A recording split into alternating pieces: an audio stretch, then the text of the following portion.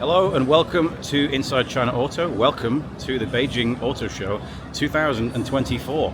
Today we're going to do what we traditionally do at these auto shows. We're going to go for a walk around all the stands at the show. I'm going to show you all the brand new cars that are going on here in Beijing. Apparently we've got 119 global launches today. I'm not sure we've got exactly that many, but we're going to show you everything that is going on here in China. And really, this show, there's only one place to start. This is the second press day today. Yesterday, this place was absolutely packed. I've never seen anything like it at an auto show. But we are, of course, at the Xiaomi stand. I don't know if you can see behind me here. Got a few Xiaomi cars over there. So what I'm going to do is, I'm going to stand behind the camera. I'm going to walk around, full walkthrough of the show. We've got 8 halls to go through today and a little bit outside that I'll show you around as well. I'm going to give you a little bit of information about the cars. Sometimes I'll put the details at the bottom of the screen. Other than that, I'll give you a bit of insight into, you know, what's going on, who these brands are, what cars they're making, where they're going, what their kind of general trend is, if they're good or not, let's say. And then we will, we'll see how it goes. So if you are interested in Chinese cars, you know, just leave us comments below. It's great to get a conversation going about all the amazing cars going on here. And yeah, let's get started. So as I said, the only place to start at this auto show is on the Xiaomi stand. If you know anything about Xiaomi, you'll know that they are a consumer electronics brand. They make things like phones and, I don't know, dehumidifiers and batteries and stuff like that. And this is their first car, the Xiaomi SU7. And it's actually, well, it's very Porsche inspired in terms of its design, but it is a beautiful car. I particularly like it in this luminous orange color here. I mean, that is a fantastic piece of paintwork there. You'll definitely have heard something about this if you have any interest whatsoever in the Chinese car industry. There's been talk about it all over the place. You see around the back, we do get again kind of a slightly Porsche-esque rear, but honestly, I think it's a stunning car. This, it's going to be a very impressive piece of kit. If we can find one that we can stick our camera inside today, let's see if we can find a front seat we can have a look in. Sorry. There's only one place to start today because this show is absolutely packed, and so we've got to get onto this stall, you know, first in the day, because otherwise you got to queue up like these people over here. But let me see if I can try and show you something about the screens. Maybe we can slide in here. Maybe this guy's going to go in first. I'm not sure. So yeah, let's take a quick look in here. So this is the beautiful interior of the Xiaomi SU7. And one of the interesting things about this car is this thing across the bottom of the screen here is actually plug in, so you can actually take this out. You can customize these buttons on there. So if you don't want to do everything on the screen, you can do stuff here with these buttons at the bottom. You get these funky little dials up here as well. Other than that, just a little bit of physical switch gear down here on the dashboard. Got a heads-up display over there. It's a stunning little car. You've also got these little things that you can attach things to, so you can attach phone holders and things onto the dashboard, keep them nice and strongly secured on there. The great thing about this car is it is fully connected to Xiaomi's ecosystem, and they basically have, as I said, everything. They have robot vacuums, all kinds of things like that. And this one can, also you'll notice by the way, we have a LiDAR unit on top of the screen as well. It's got some very impressive figures. It's got over 400 kilowatts of power in it. It's got, well, that's in the dual motor version. It's got obviously LiDAR, as I said, so it's got some autonomous driving abilities as well. We are going to try and review this on the channel, so keep your eye out for that. It's, what else? It can do over 500 miles of range on a single charge. That's probably on CLTC, so do basically account for a little bit less in reality. And it's just it's the car of the moment. They launched it at the beginning of April. They've sold, they took something like 80,000 deposits for it within a few hours. They've had about 75,000 of those deposits locked in, so people are actually going to buy these. They're actually made by the Beijing car company, BAIC, and we'll show you BAIC later. So Xiaomi don't yet make their own car, but they probably may do in the future. As of yet, just one model. The next one is likely to be either a shoot and brake version of this or an SUV. At least that's what the speculation is. But of course, first they've got to knock this one out of the park, and as of at the moment, it really does seem like they have.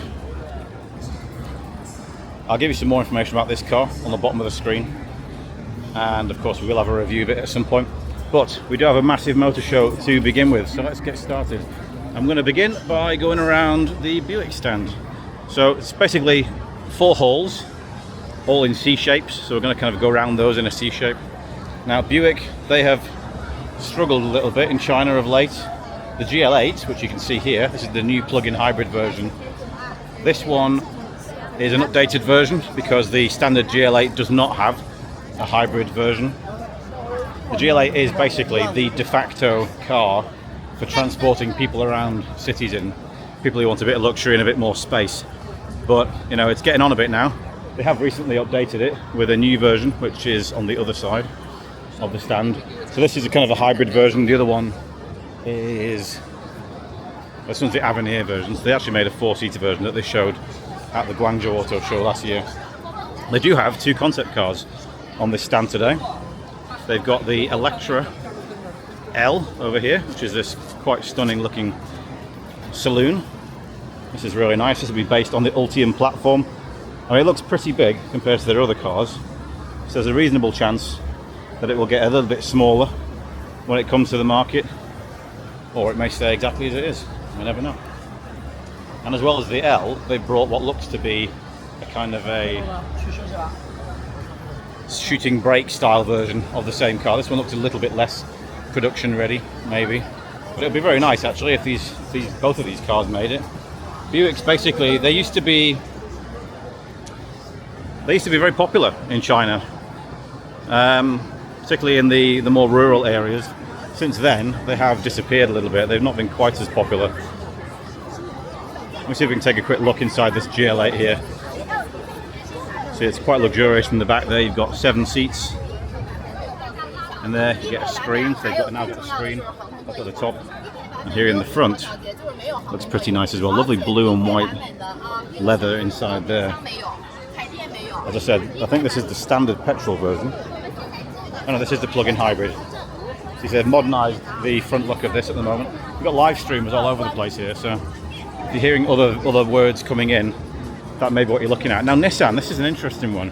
Nissan actually have what I think is the best-selling car in China, which is the Nissan Sylphy, which is over on the other side of the stand over there. But today, all they've got is this concept car over here that looks like something from Gran Turismo. They've got the Aria, which you can see here, and you know about this one in Europe. And then they've got over there, I think this is the Pathfinder, if I'm not mistaken, or the Patrol. So they've got three production cars and 4 concept cars. This is one of their concept cars. Very interesting looking car here, the Nissan Epic.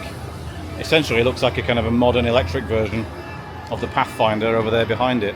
Not many details on it, and you can't really go in and get too much of a look at it. But nevertheless, it's fairly interesting. Not sure I particularly like the lights coming through the paint look. That's not really my bag. But I'll show you around the back of it, so we can at least take a look around the back as well.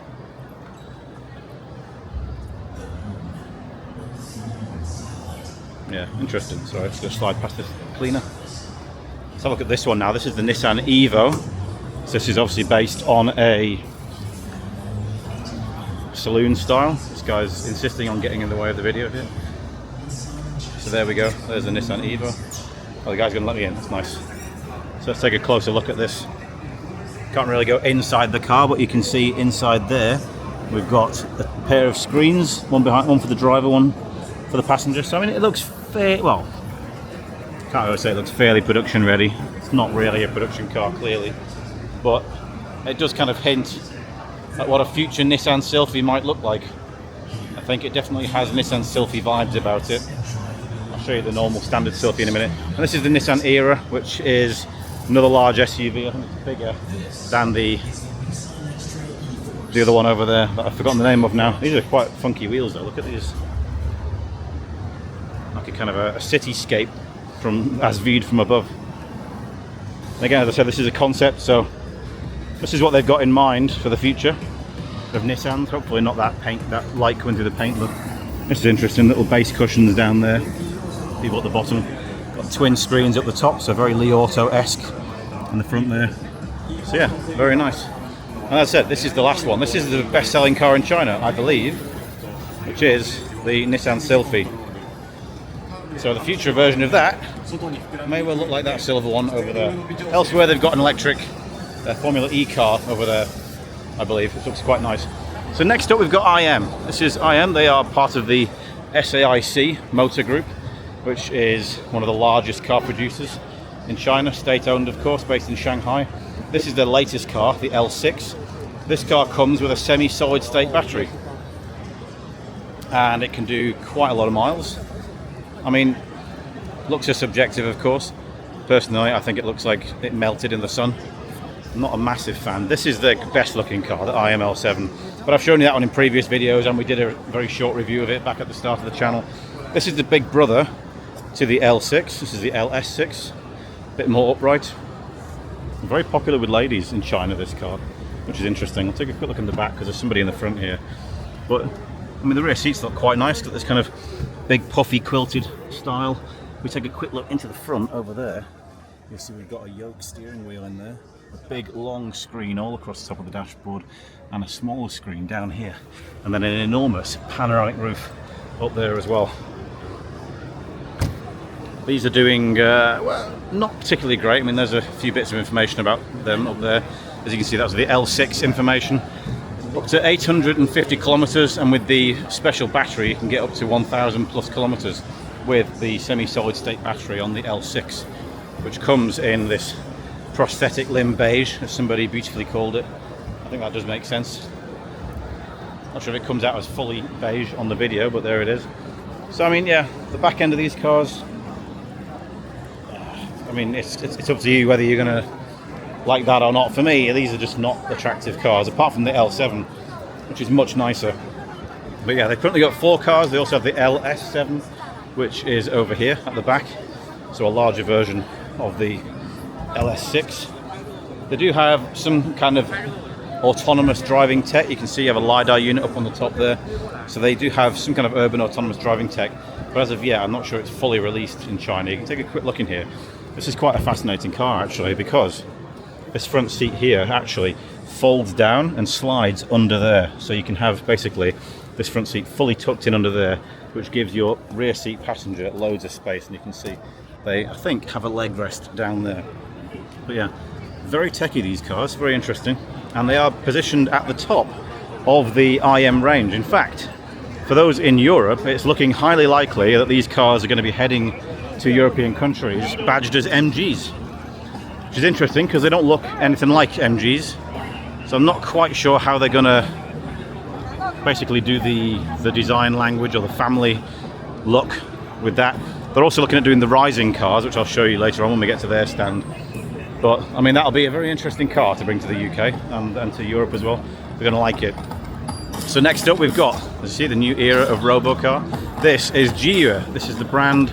It's a collaboration between Geely, Chinese giants as you know, who own Volvo, Polestar, Lotus and the likes, and Baidu, which is China's biggest search engine manufacturer, but also massive tech manufacturer. They do autonomous driving tech, they have robo-taxis.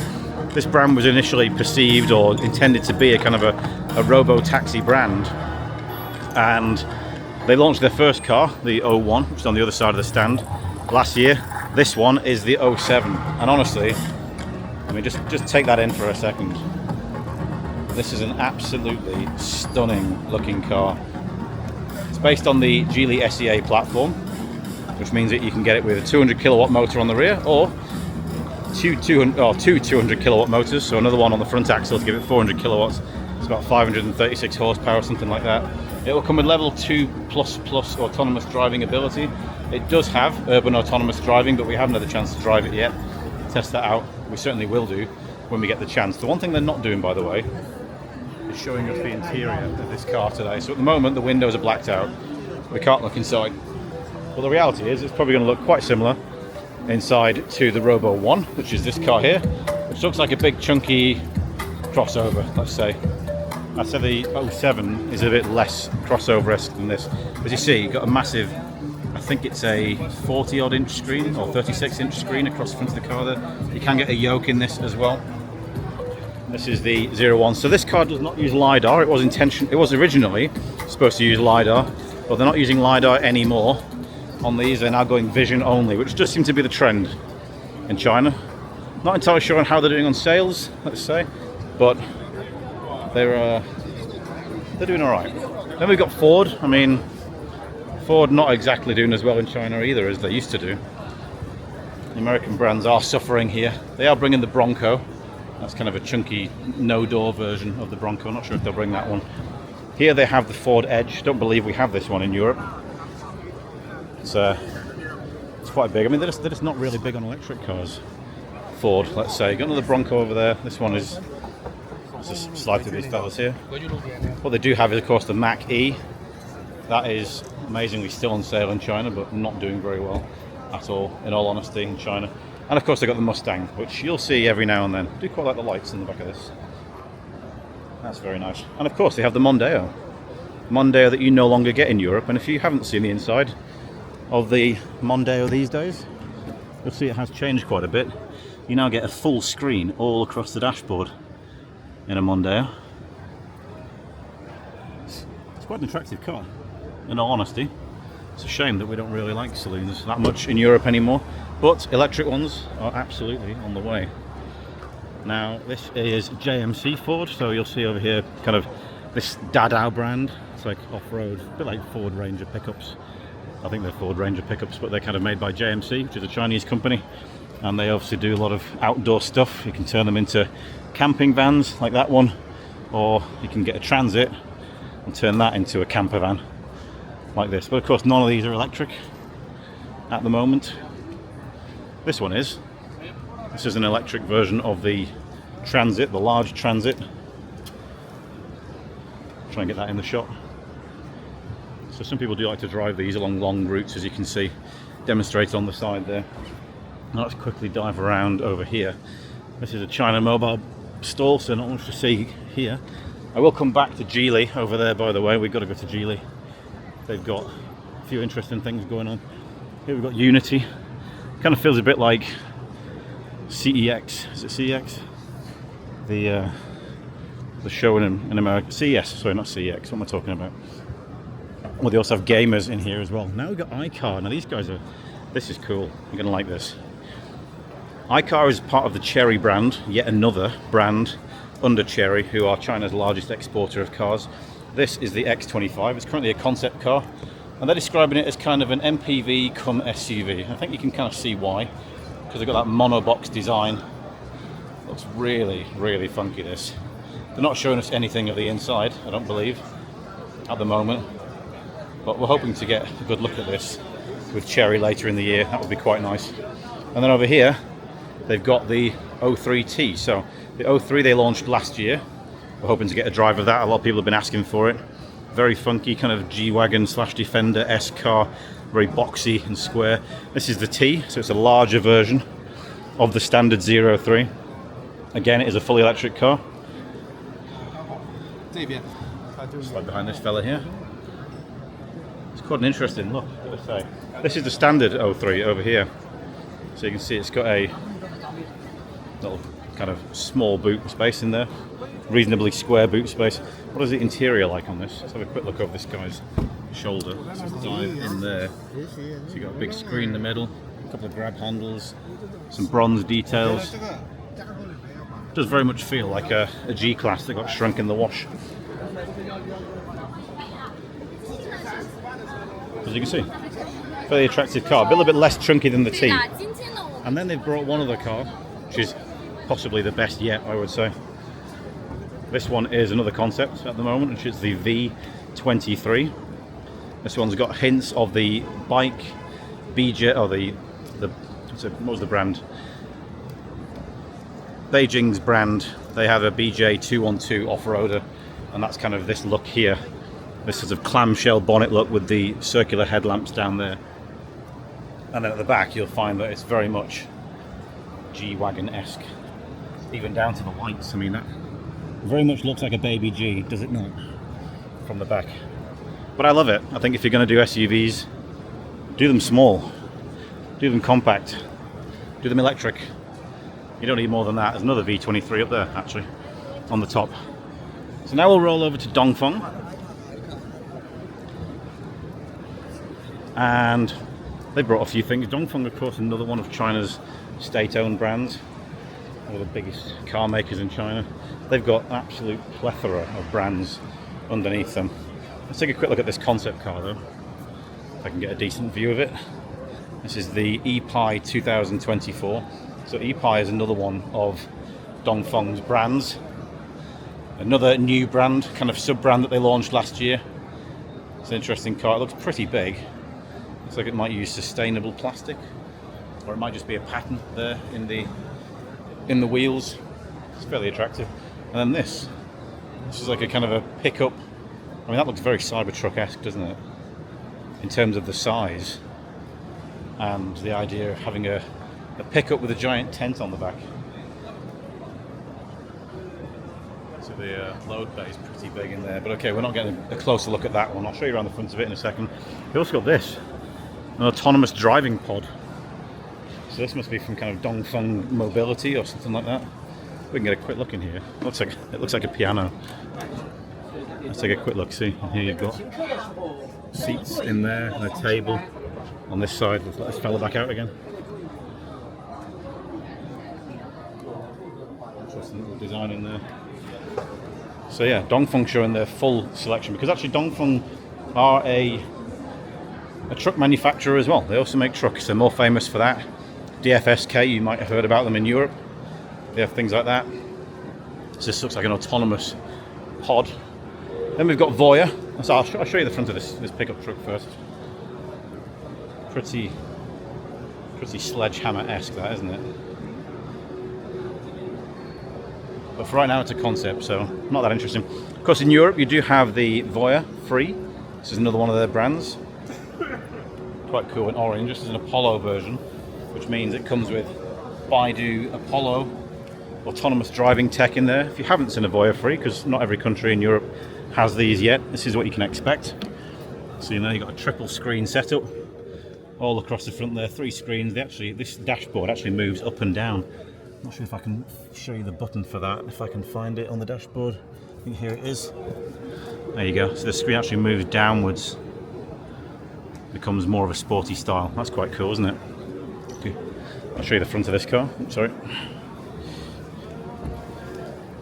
So yeah, this is the facelifted version of the Free, which comes as an extended range electric vehicle or as a fully electric vehicle. This is another Voyah. This one's the Dreamer. This is the MPV, and this would appear to be a luxury version of the car with 4 seats. Let me just slide behind this cameraman. It's got let's call it a grille that only a mother could love. It's a pretty aggressive in-your-face grille. We actually have a review of this car, so if you want to check that out, there's a link in the top right corner of the video. Again, triple screen setup at the front, as you can see in here. I guess having a look there. Big, luxurious seats in the back with screens on them.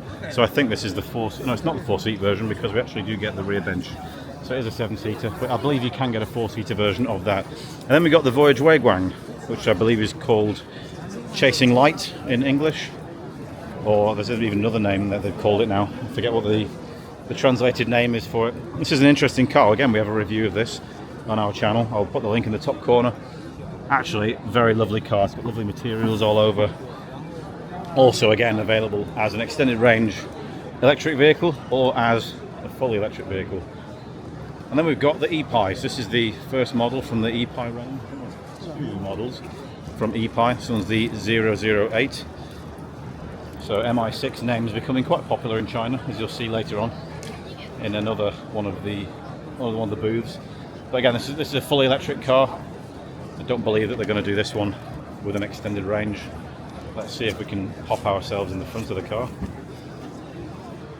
This fella's taking a look. Just diving out. See what the interior looks like. I haven't seen this one inside yet. Nice red interior. Big screen in there. Got another screen in the back coming down. Looks like a 6-seater as far as I can see. Could be 7 seats in the back of there. Apparently fixing something in there. But there you go. That's a fairly I would say fairly nondescript design, if I'm being totally honest, but handsome enough. It reminds me a lot of an XPeng G9, to be honest with you. So we'll try and drive one of those at some point in the future. So then we've got the Nami, so if I can get a good look at this car. This is quite a cute little electric car, the Nami 01. You don't have to get it with the funky paintwork, but this is probably Fiesta sized, I would say. Lovely sort of quilted leather on the dashboard there. Nice steering wheel, decent sized screen in the middle, and a wireless charger in case you want it. Quite good space in the rear as well. and this kind of quite stylish floating C-pillar look here at the back. Nami is, I'm not even sure I can call it a separate brand, but it's kind of a separate brand. I think this is the 4-seater version of the Dreamer.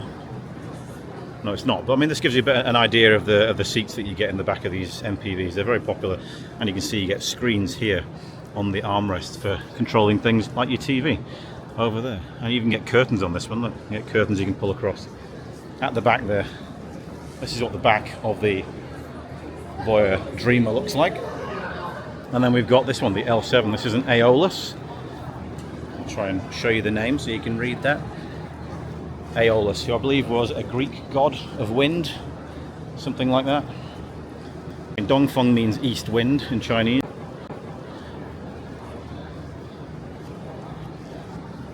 And that is the Aeolus L7. I think that's their first fully electric car, if I'm not mistaken. There's also something else over here on the stage. They're going to have a presentation. This is, I believe, one of the M heroes. So Dongfeng have another brand called Mengshi, which is a kind of a luxury mega off-road brand. And I'll show you some of their cars over here, because it's a big stand, this one. So here we've got a VX6. This is Venutia, yet another Dongfeng brand. How many are we up to now? Got to be at least 7, I think. Here's a car that's about to get driven out onto the stage. This is the new Aeolus. I'm not sure of the model name off the top of my head, but that's going to be a fully electric car. Maybe we get a chance to look at that shortly. This is the Mengshi. This, I believe, is now on sale in Switzerland, if I'm not mistaken. This you can get in either 3 or 4 motor setups with about 1,000 horsepower. And they've just now released this as a concept for now, I believe. This is the M Hunter, or as I'm calling it, the M Bastard, because it's, as I said, over 1,000 horsepower, incredibly expensive, 4 motors, and just a little bit mental. I think it needs a stronger name than Hunter. Fully kitted out. I mean, look at the size of the wheels on there. BF Goodrich tyres. Don't know what size they are, but they are enormous. It's only a 2-seater. Seat belts tied to the frame inside there. Crazy. This is the standard M Hero, kitted out in a very dodgy paint job. Let's see if I can leave the stand somehow, so I can dive out here.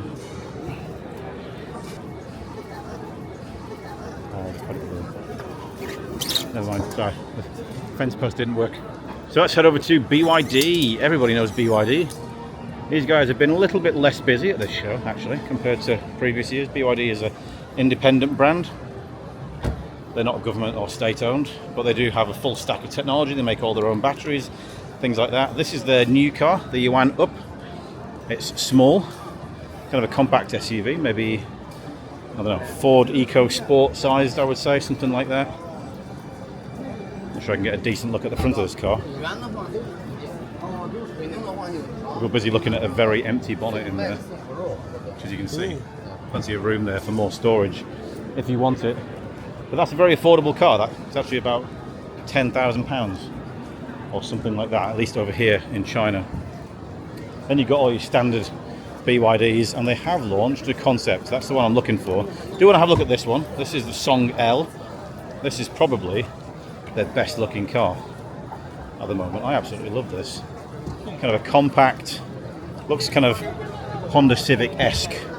Slide in here, frameless doors on there. Got a very funky interior, the big screen, DIN audio speakers, Danish speaker company. Good choice of music in here as well. This is a lovely car, look at that. BYD's design is really starting to get there now. It's a really good looking car, this. And then since last year they've added a few new cars. So you've got this one, which is the Seal U, which is a hybrid version of the standard Seal, which you guys are starting to get in Europe a lot now. We've also got this one over here, which I believe is the Sea Lion 06. So I can slide past this cameraman. Sea Lion 06, again that's another hybrid from BYD. So we can have a quick look around here. I'm wondering where the concept car's gone. Ah, it's over in the corner, great. So there's the Sea Lion 06. So I'm really not sure where these cars fit sometimes in BYD's lineup. They've just got cars everywhere. Sorry, no, it's not the Sea Lion 06, that's something else. This is the Sea Lion. It's called the Sea Lion 07. My mistake. This one, as you can see, kind of a chunky hatchback. That's quite good looking, actually. I like that. Weirdly, nobody's that interested in it. But you've got lovely quilted seats, nice leather on there. Again, you've got your rotating BYD screen in the middle. Swoopy door handles. And that's a nice car. That is a really nice car. And this one is fully electric.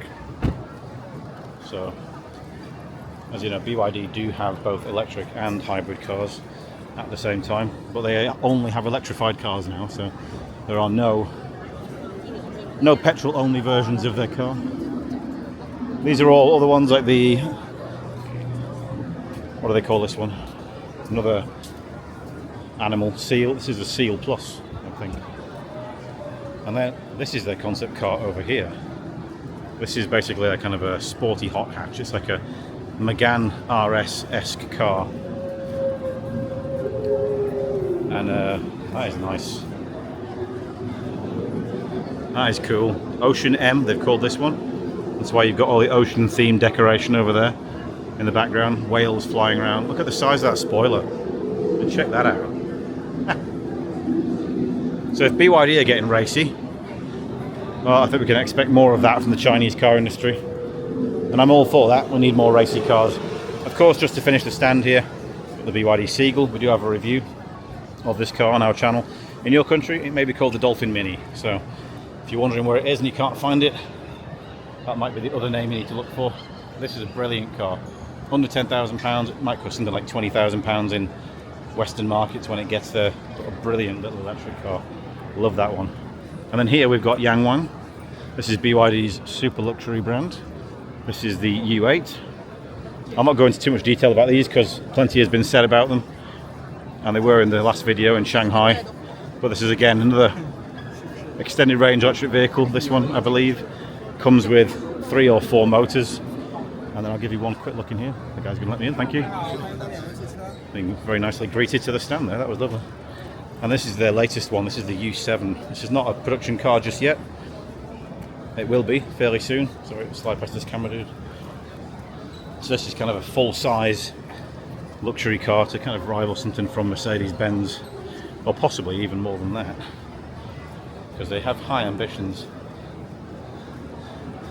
Now, in truth, these YangWangs are slightly exaggerated in design and a little bit what I would call old Chinese rich in terms of their styling. So there's a kind of a genre of people in China who got rich a long time ago, didn't necessarily know what to do with all that money, and they sometimes have tastes for things like brown leathers and wood and things like that. And I'll try and show you that if I can in this. They've only got the black interior on this one, so not so easy to show you. On this, the YangWang U8, so let's try and get you a shot of that. There we go. Okay, another face that only a mother could love, I would say, if we're being honest. And even that one over there also has a black interior, so I can't show you the old rich style, which is the brown woods and things. This is the U9, by the way, stunning supercar. If you haven't seen that one before, there's a nice little shot of it. This is the second supercar from China. There is also the Hyper SSR, which I will show you later on. So as I said, YangWang, part of the BYD group. Also part of the BYD group. This is top of the tree, YangWang. This is bottom of the tree, BYD. This is second in line to the throne, FangChengBao. And they've launched a couple of new cars in the last few years. Let's just dive through here. So this is their 5. This is the standard car. These are also extended range electric vehicles, I think, or possibly hybrids. And yeah, I mean, not particularly adventurous in styling. They are relatively high end inside. Try and give you a look at that interior. So you see quite a few screens. You've got a third screen over there, another one in the middle here. Does feel kind of quite rugged in terms of these Big manual style switches here, bit of space under the dashboard. I mean, they're quite funky in reality. We haven't tried one yet, but we'll try and get hold of one for you. And then recently they've shown off this one, the Super 3, which is teasing a small FangChengBao. And then this one over here, the 8, which is teasing a larger FangChengBao. I think this one's actually more attractive, to be honest, this number 3. I like the curvy front on that. There seems to be a big thing in China these days, having these kind of bonnet ties that go to the top of the roof there. A lot of the brands are using those to kind of show off-road rugged credentials. And this one does look like it would do fairly well off-road. But the biggest thing that FangChengBao have shown off, which kind of goes against the grain of them being an off-roader SUV brand, is this. If I can get behind here, this fella here. This is the Super 9. And we don't have any real details yet because it is a concept in terms of styling. You can see separated interior there with this kind of big panel down the middle. It's very much a kind of a speedster look about this car. Love those wheels, they're nice. This is again probably going to be not fully electric, I would say. It's probably going to be an extended range hybrid or plug-in hybrid, which would be a bit weird for a supercar. But honestly, look at that. That's a good looking car. So we can get a closer look on this side. Oh, the gullwing doors are going down. Very nice. Scissor doors. Excellent. So yeah, another brand that just seems slightly confused about what they want. One brand that is, again, not doing very well in China at the moment. Used to do much better. Isn't doing so well now, is Kia. But unlike their sister brand Hyundai, Kia are actually bringing electric cars to China. Now they haven't brought the EV9 yet, the big SUV that's doing well everywhere else, but they have got the EV5, which is I believe made in China and currently only sold in China. We're going to try and get a review of this one for you. This one's an interesting looking car. I can't say that I particularly like this sort of drop down triangular tier thing here at the front. And how well is it doing? Well, not really much information on that, to be totally honest with you. But they've got an interesting interior, kind of a seat that comes up in the middle there. You can't use it as a seat. And pretty small screens. I mean, they are not going to cut it in China, I would say. So it might struggle, this one. Although, it is fairly affordable. But then again, there are about 1 million affordable electric SUVs in China at the moment. Looks a little bit under-wheeled actually at the back. That wheel does look a bit small. And that's the back end of the car. The light on here, you can see it a bit more clearly. Again, these are made in a partnership. I can't remember who with. It might be Beijing brand. But yeah, not doing that great because tensions are not that great between China and Korea.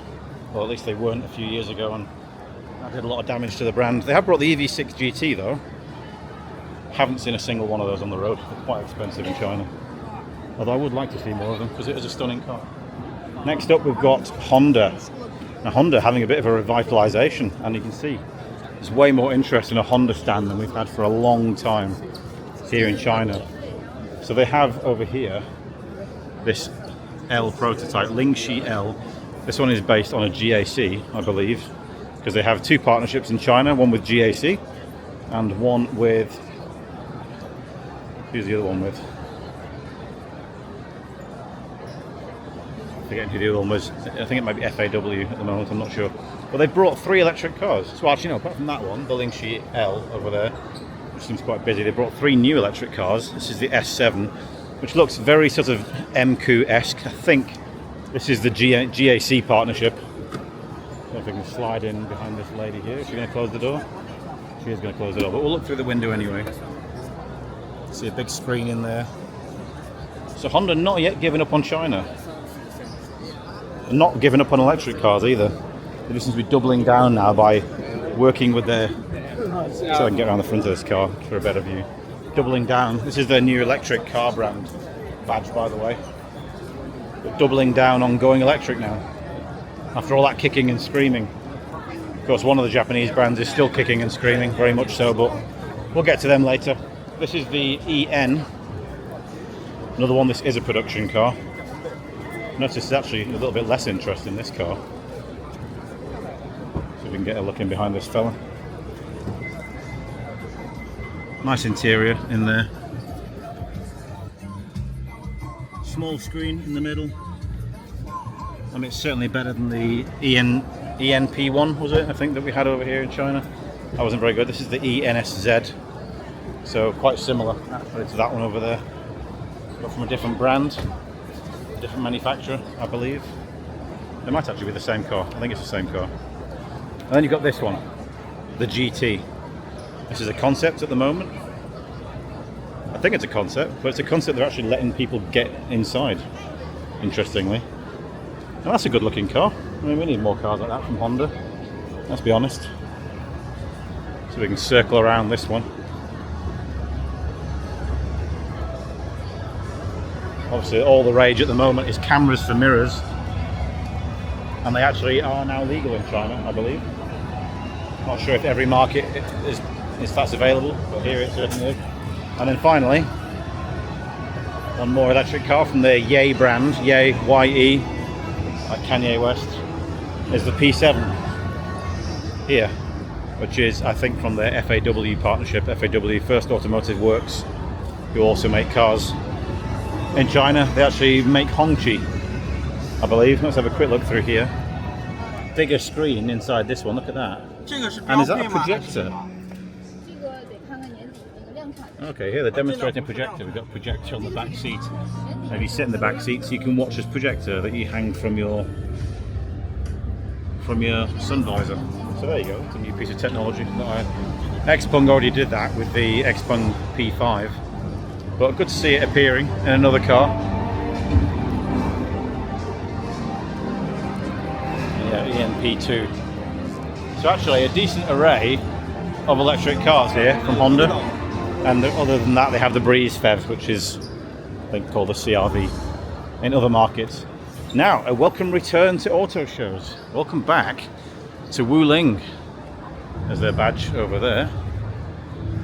And they've not brought anything new, sadly, but they brought the Bingo, which we've reviewed. This is a funky little car, a very cheap, funky little car that will do 300 kilometers of range electrically. If you haven't seen that, you can watch our video. I'll take a quick look at the interior there, which looks kind of quite classical, funky. Good little car this, actually, very good little car. And if you're feeling a bit cheeky, you can have a Mickey Mouse version over there. They've also brought their Starlight PHEV plug-in hybrid. This is the cheapest hybrid in the world. And it's not a bad looking car. Actually, this is the electric version. They have an electric version and a hybrid. That's the electric version. Not sure of the cost of the electric version. This guy's moving out the way for the so we can get a nice shot of the car. That's nice of him. Yeah, that's the Starlight plug-in hybrid. The electric. This is the plug-in hybrid over here. So you got a slightly different grille down there at the front.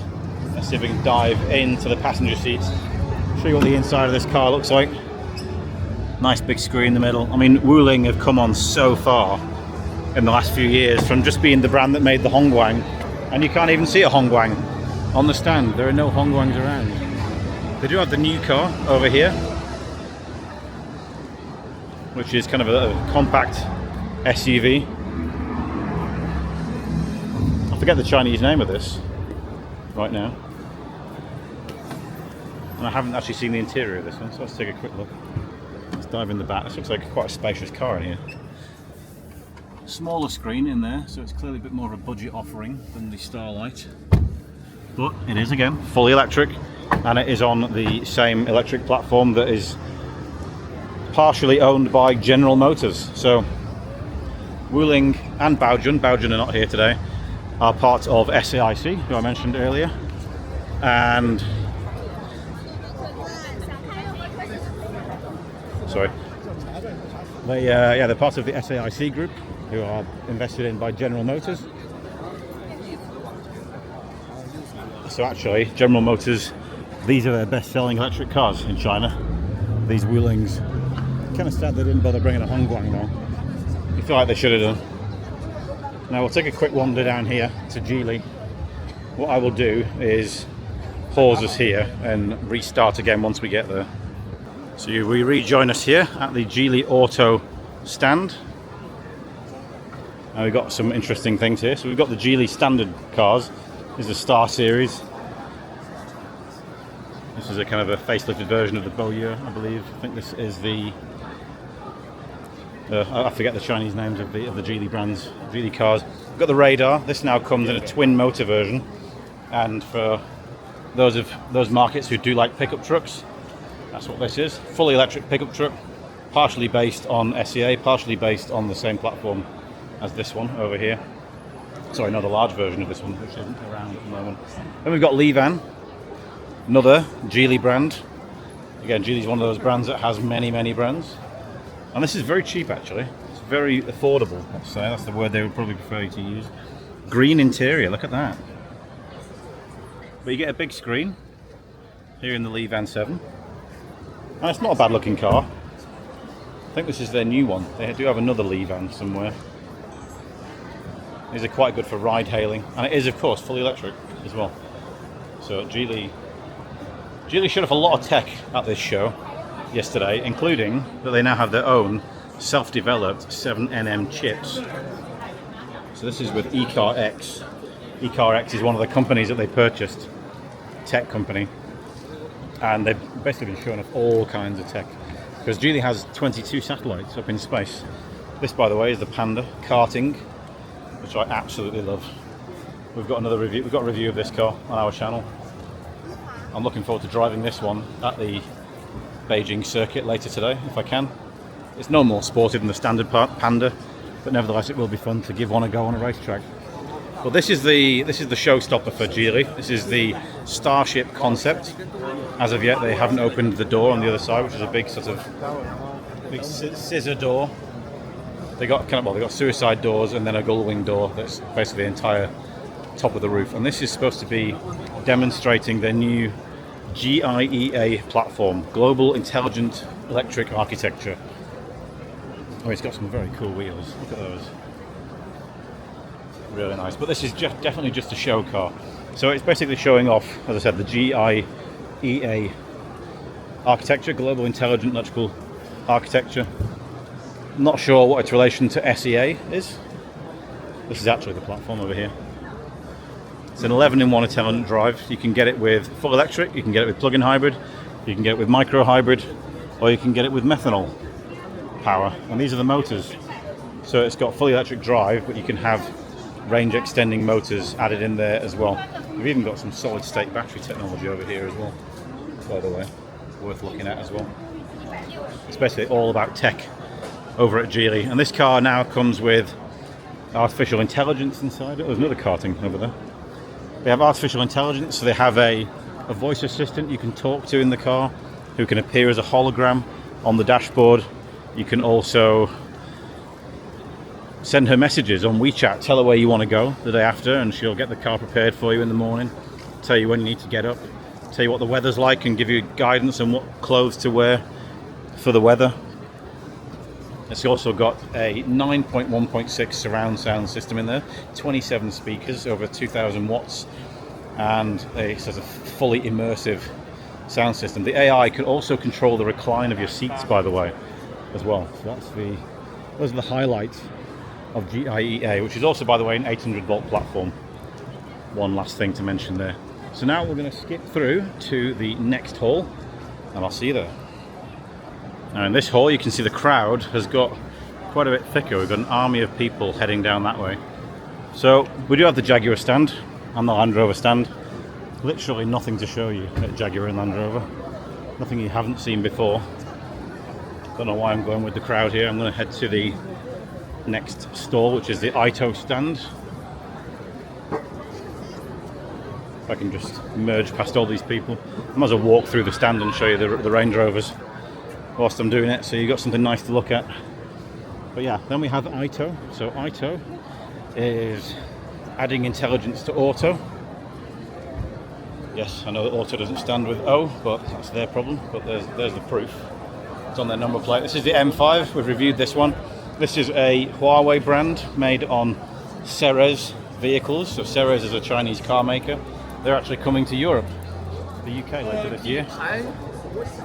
This one is the M7.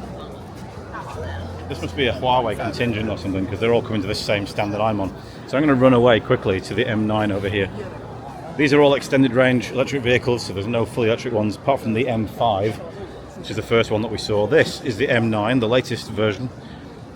Big SUV, rivaling the Li Auto L9. If you take a look in the back here, it is a 6-seater, you can see in the back there. Now up here, you see this screen here, and over there, you've got a projector. This actually comes down, an enormous projector comes down from the roof in this car. It's a little bit too big if you're sat in the second row to enjoy, but you can see how many screens there are in the front there. They're going to get swamped by a bunch of men in suits quite soon, so I'll slide off here very quickly. But yes, these cars come with, as you can see, LiDAR, loads of autonomous tech from Huawei, Huawei motors, Huawei sound system, Huawei internal stuff, and they're doing quite well at the moment. This one in particular, and the M7, relaunched late last year and doing very, very well in China, giving Li Auto some sleepless nights, let's say. Now Lexus haven't really brought that much. They brought this concept car here, which I don't have a name for because I can't see one on the stand, but that looks fairly exciting. LFZC. But again, Lexus kind of a bit of in no man's land in China at the moment. And another concept over here. What's this one called? LFZL. So this one's kind of more SUV based. I mean, that back end looks pretty heavy. Looks like a lot of metal going on around the back of that. Let's slide around the back of the stand here, because the real showpiece looks to be the interior, which in fairness is quite fascinating. Look at that. Thick carpets, sculpted seats kind of built into the bulkhead. I mean, it looks nice. Certainly looks interesting. I don't think we'll see a Lexus that actually looks like that for a while. Very Minority Report-esque, I would say. All they have brought is this, which looks to be like a Lexus version of the Century, the Toyota Century SUV. Looks like a Mafia vehicle, or maybe a Yakuza vehicle. Mafia don't drive in Toyotas or Lexi, I believe. Genesis, I mean, they've put so much money into China, a huge amount of budget, and they're just not going anywhere in this market, sadly. They've got such good looking vehicles, really lovely cars. And they have brought the GV60, the first of the Hyundai contingent, to bring such a car. But I've never seen one on the road. This though is absolutely stunning. Absolutely love this. Let me just skirt around the back of these people. This is such a good looking concept car. I mean, look at that. Look at the wheels. Absolutely amazing. I mean, bring it at an affordable price, somebody will buy it. But sadly, yeah, the other car's not doing so well, I'm afraid. Despite all their efforts, all their investment. Now we've got the Lincoln stand over here. Lincoln, another brand. Not really doing that much in China. It does look like they are trying to do well. They're certainly putting enough effort in terms of the cars. Sorry, there's a load of people here. This is quite difficult to get through. They're putting a lot of effort into their cars in terms of customizing them for the Chinese market. You see, got screens here in the Corsair all across the front, so they've got that tech element that people in China want. Got the Zephyr, which is like a big version of the Mondeo. See again, massive screen all across the front. Lovely interiors, but sadly, Lincoln is seen as kind of like the old man of America, and not really appealing to Chinese markets, even with huge cars like the Navigator. Problem is their tech just not really up to scratch, and that's very important for Chinese consumers. Now over to Volvo, of course, another one of the Geely brands. They are celebrating the launch of their EX30 locally here in China, and of course they're persuading people to buy the EM90 as well, which is the SEA based MPV. I mean, this is a really nice styling job they've done on this, and it is a lovely car, but we can't get near it today, I don't think, unless we can slide around the back here. Let's see if we can get into this glass cabinet at the back and have a look. Will they let us in? Let's have a look. So this is what you're getting if you go for a Volvo EM90. So you get a lovely wooden dashboard, big screen, Aura 4's crystal drive selector.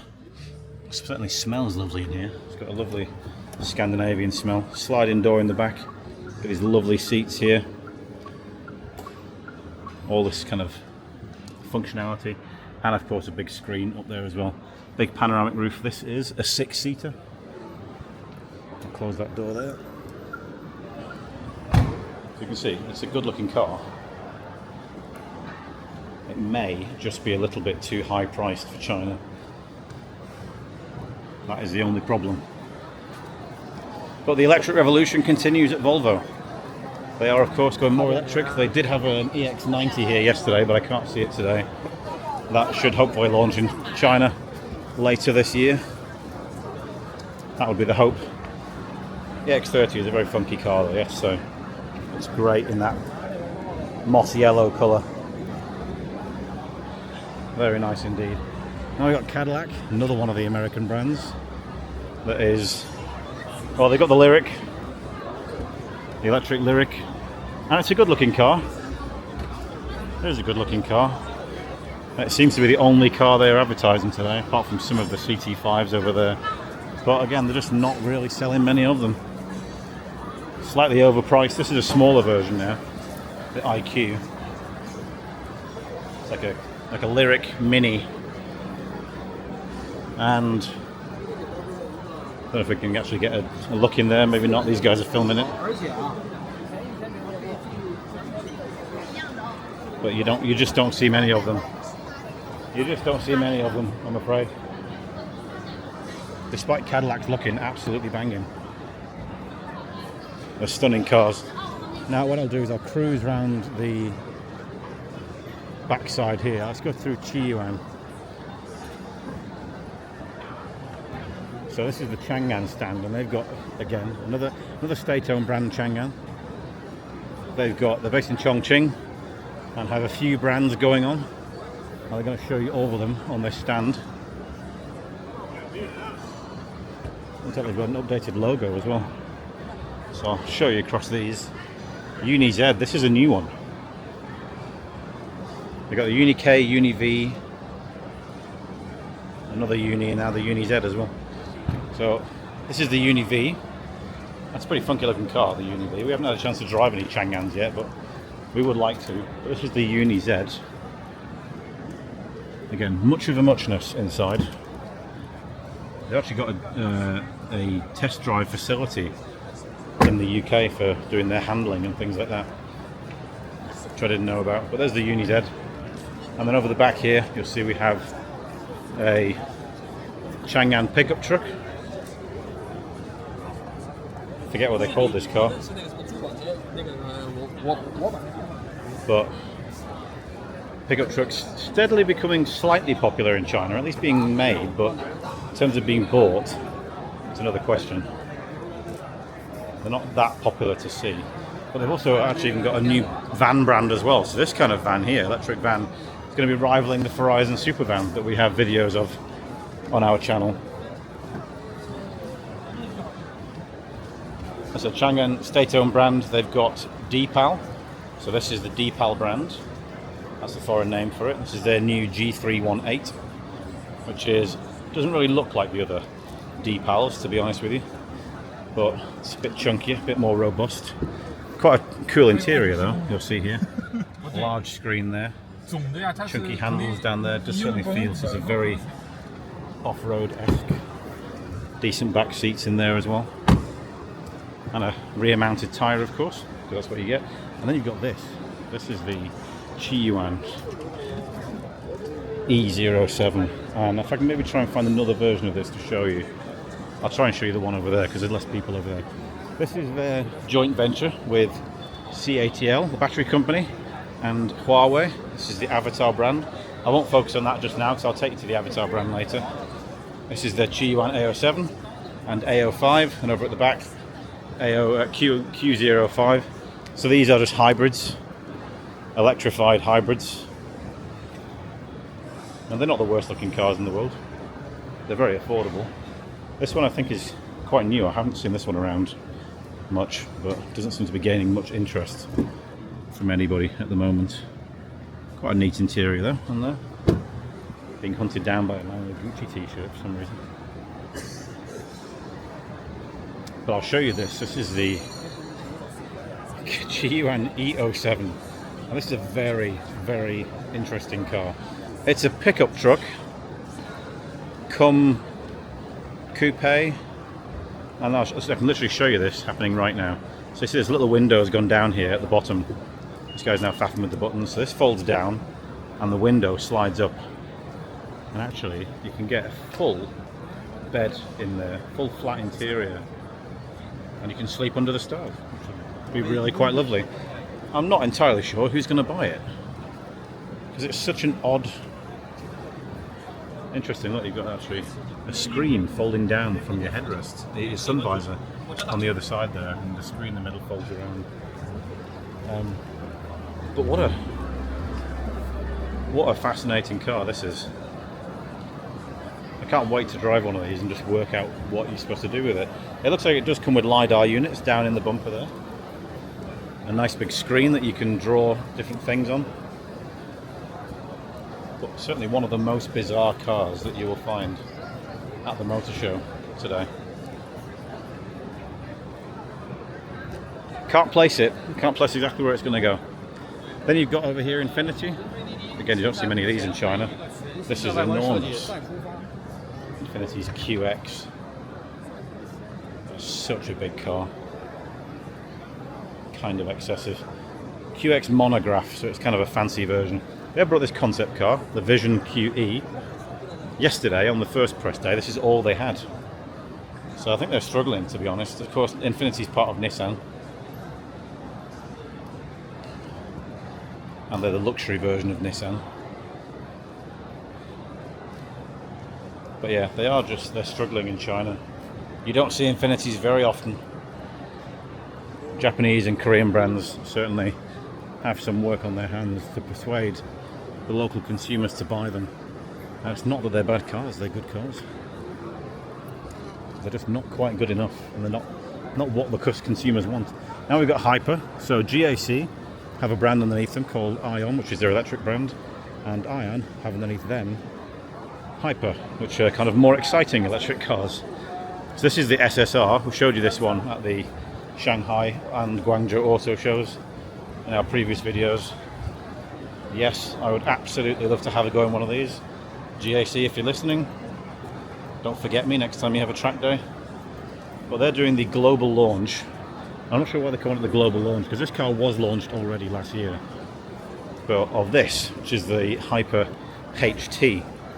Now, the interesting thing about the HT is the doors, and you can't see them on that model there. It is kind of a coupe SUV style, as you can see, but the rear doors are quite fascinating. As you can see over here, they are Tesla Model X-esque gull wing doors. So you see they just fold up like that, and they are big doors, but they give you nice easy access to this interior with decent space in there. The front of it also looks quite nice. Small steering wheels on the HT. We're looking to drive one of these at some point, so I'll let you know when we do. But we have driven this one, which is the Hyper GT. This one also comes with a nice small steering wheel. And I'll be honest with you, I absolutely love this car. It had such a lovely fingertip feel to it when you were driving. Fingertip precision. It's a good looking car. These are fully electric, by the way, all of the Hypers. And you could even get married in one, apparently, advertising a wedding service of some kind. Then Skyworth. Now, this is one of those brands that I do wonder how they continue to exist. But they do. And this is the Skyworth K. So I think this is a new one. So I'm not sure they have this. It doesn't look like a new one. Maybe they just changed the name of it. Okay, here we go. Look at this. Right-hand drive. There you go. So it's got a different name in China, this Skyworth. But clearly it's going to go to right-hand drive markets. Don't think that's real wood. But yeah, this is basically a television manufacturer who also makes cars. And this is their new Sky Home concept car. And I think they actually showed this last year. I mean, it looks pretty cool, to be fair. if they bring a production version of this, I might just forgive them. Great interior, look at that. Quite fascinating. I mean, if they brought that to the market, I don't think anybody would complain. But generally they've got cars like this, the 800 volt, seriously, 800 volt EV6.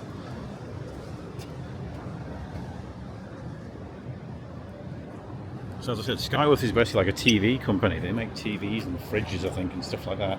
And they make cars, but you very, very, very rarely see them. But it looks like maybe they're getting their act together. They're putting money into this. They've got 800 volt platforms now, which is impressive. And if they can bring that Sky Home car to market, they might just have a chance, albeit this is a ridiculously competitive market. Now we've got a stand here for the Durant Guild. My understanding, which is very basic, of the Durant Guild is it's kind of a General Motors, how would you call it, like a, well, that's the Celestiq concept car, isn't it? And it's kind of a heritage thing. There's a Hummer. I haven't seen the electric Hummer in person, so I will go over and take a look at this if I can fit it in the camera. Do they have the doors open on this car? They do not. So that's what you're looking at inside there. I mean, that's a ridiculous car. Nobody, oh no, somebody in China might buy that, but I don't think they can yet. I don't know. And we've got Denza, the other BYD brand. So this is the, I mean, this is quite a luxurious brand. This is the updated N7. We have got a review of this car. You'll notice that the lights have changed on the front grille. I think you might even still be able to get the original grille with the other funky lights on, but this is the updated version of the N7. They do, of course, have the D9 MPV, which is a very good MPV, and this is their new showstopper, the Z9 GT. Looks so much better in person than in photographs. It's actually really nice. It looks very exaggerated. I mean, look at the size of those headlamps, and then wait till I shake you around the back of the car and show you the back of this car. It's very Zeekr 001-esque with that shooting brake profile. Seriously, look at the lights. It's almost the entire width of the car. They're just enormous, absolutely enormous lights. But I'll be honest with you, I do like it. And I think, from memory, it's a triple motor setup. It's going to be absolutely rapid.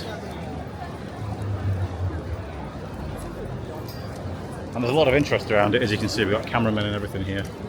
All on the way. So I can try and show you this white one over here instead. It's quite sleek, actually, to be honest with you. Denza, as I said, they're a BYD brand. They do, same as BYD actually, they do plug-in hybrids and fully electric cars. The N7 is fully electric. The D9 is a choice of both, and the Z9 I think is going to be just fully electric. Let's see if we can get onto BMW's stand. See if they'll be kind enough to let us in.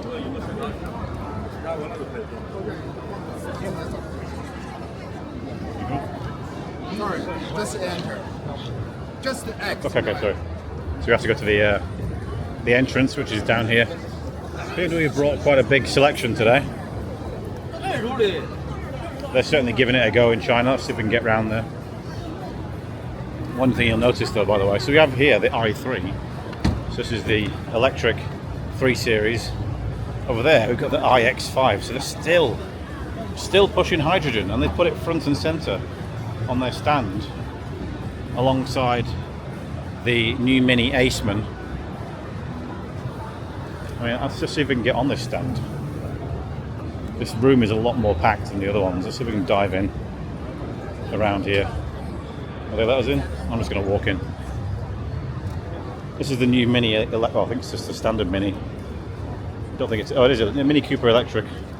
Honestly, I don't particularly like the Mini Cooper electric. I think the styling of the old one was better. It seems like they're all electric now. See, but let's go to the Aceman at the back. This is a bit chunkier, a bit smaller. I mean, what's the point of this one? Was it just a 5-door Mini that isn't a Countryman? busy. I mean, everyone wants to have a look at it. It's doing all right in terms of attention. It's not a Mini for me, I'm sorry, but I'm an owner of an original Mini, so I have my reasons. Let's see if they've got anything else interesting around here. They have brought the Neue Klasse concept car again over here. So that's not really making a debut in China, I don't think. I thought they'd released another concept car recently, but I'm not seeing it on the stand at the moment. A lot of foreigners on this stand.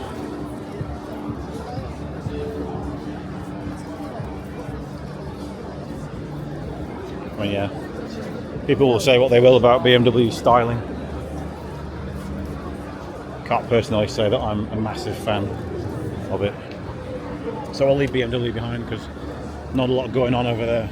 Let's check out Lynk Co, because they do have a new car over here, the very attractive 07. 7 seems to be the magic number in China at the moment. This is the 07. It's a plug-in hybrid, 1.5 litre engine combined with about 140 kilowatt motor, something like that. You can get twin motor version of it, which will make it even more powerful. It's got Lynk Co's new design language on here, so you can see this kind of H-shaped light. You'll recognise that from the Zeekr X and the Zeekr 009, because this is actually Lynk Co's design language, and it was originally the X and the 009 were originally intended to be Lynk Co's until Zeekr was born from that brand. This is a really good looking car, actually. Let's have a quick look inside. I'll dive in behind this lady. Quick look in there. There's your interior. It's a big screen in the middle, and you can get screens on the back of the seats as well, which plug into these little red holes here. No massive panoramic roof on this one though, but that should do quite well, and hopefully Lynk Co are finally going to expand in Europe and do a bit more than they have been doing. This is the 06, which we haven't driven yet. This is the latest version of the 06. Small car, probably GLA size maybe, something like that. Decent looking car, but nothing particularly special, the 06. Let's now head over to Rising. Over here in Rising, nothing new on Rising, I'm afraid. This is the R7, and this is the F7. This lady's being filmed, so I won't cut through her shot. We've reviewed this one. There's a link to that review. Rising, if you are not aware, part of the SAIC brand. So SAIC have a few brands. They have Runway, MG, Rising, and IM, and Maxus as well. And Rising is basically the second in line to the throne. They're like the posh ones. These are, again, by the way, going to be coming to Europe, I believe, as MGs. That's what they've suggested at. So I'll just give you another second look at it. I mean, you wouldn't turn that down. It's about £20,000 in China. Fully electric cars, again, and these ones actually do come with battery swapping ability and 800 volt architecture, so they're pretty slick. Now, my personal favourite brand is this one, Avatr. This is the 1.1, which we reviewed on the channel. This has been updated for 2024. It's got Huawei's latest autonomous driving technology. See if I can slide around the front. Try and give you a look at this car. I mean, these are such good looking cars. You get funny little pixels on top of the bonnet there that you can see. So they've got updated interiors. You see we've actually got a leg rest now for the driver as well, so you can lie back. But they've got screens up here, over the back there, and here. They can connect between the screens. They've got the new Huawei operating system. This is the 4-seater version.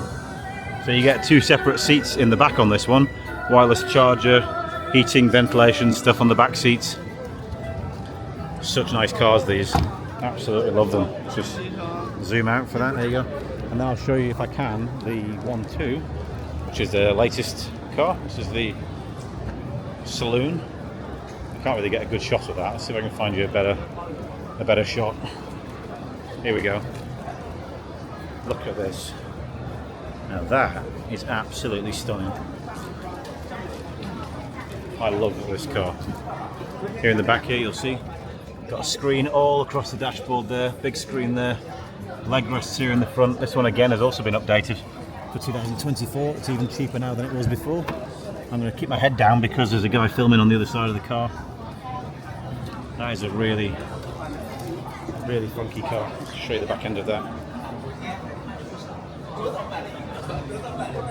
Designed by Nadir. Oh, is this Nadir up here on the stand? This is Nadir on the stand. I didn't realise he was here. This is the designer, Nadir Fagizadeh, I believe his name is. Iranian-German designer.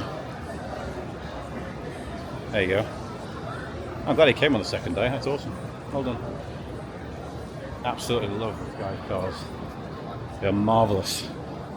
I'm hoping they're going to bring out. They actually teased a convertible version of their car, which I don't think they're going to bring out, but I hope they do. Jetta, I'm not going to touch Jetta, in all honesty with you.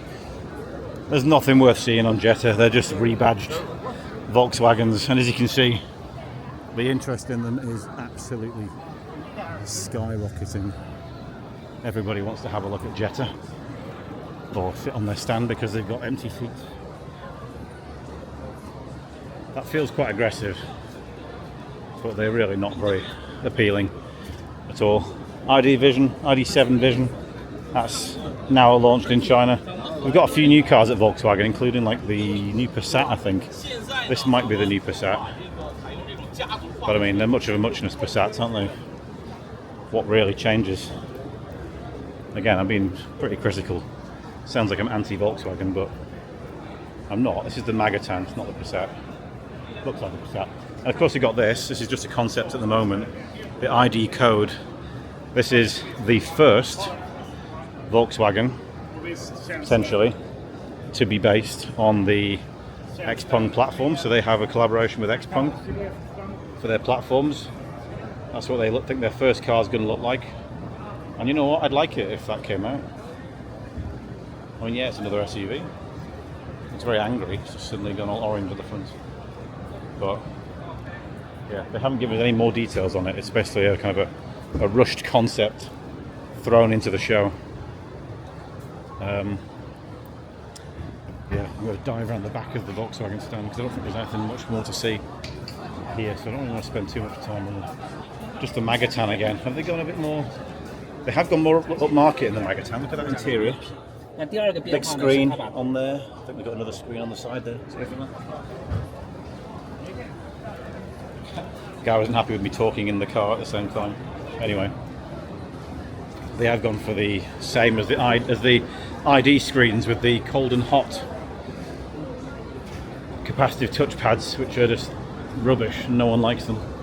Now they've opened up the wings on this. This is one of XPeng's flying concepts. We're now at XPeng. See if I can get you a decent shot of this around the side.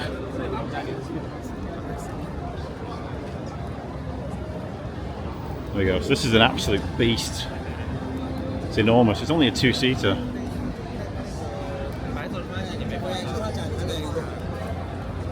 But yeah, this is what the future of travel looks like if XPeng have their way. Flying vehicles that are much bigger than cars. They do have smaller ones, V2L kind of cars. But that's one you can actually drive over there. So there you go. Now, nothing really new at XPeng this year. We've got the P7i, which has been updated a little bit. Got the G6, which looks really cool in black, by the way. So I can get you a shot of that. They've toned down the colours this year. Look, they've gone a kind of very muted silvers, blacks,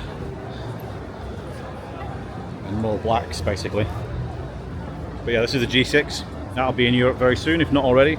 Great car. We've got a review of this one. I like this one. And the X9 MPV, which we've got a review of coming very, very soon. We've already driven it. We just need to make the video. But this is a great car. I really like the MPV, the X9. It's got rear wheel steering, which is such a useful thing to have. I'll give you a little circle round of that.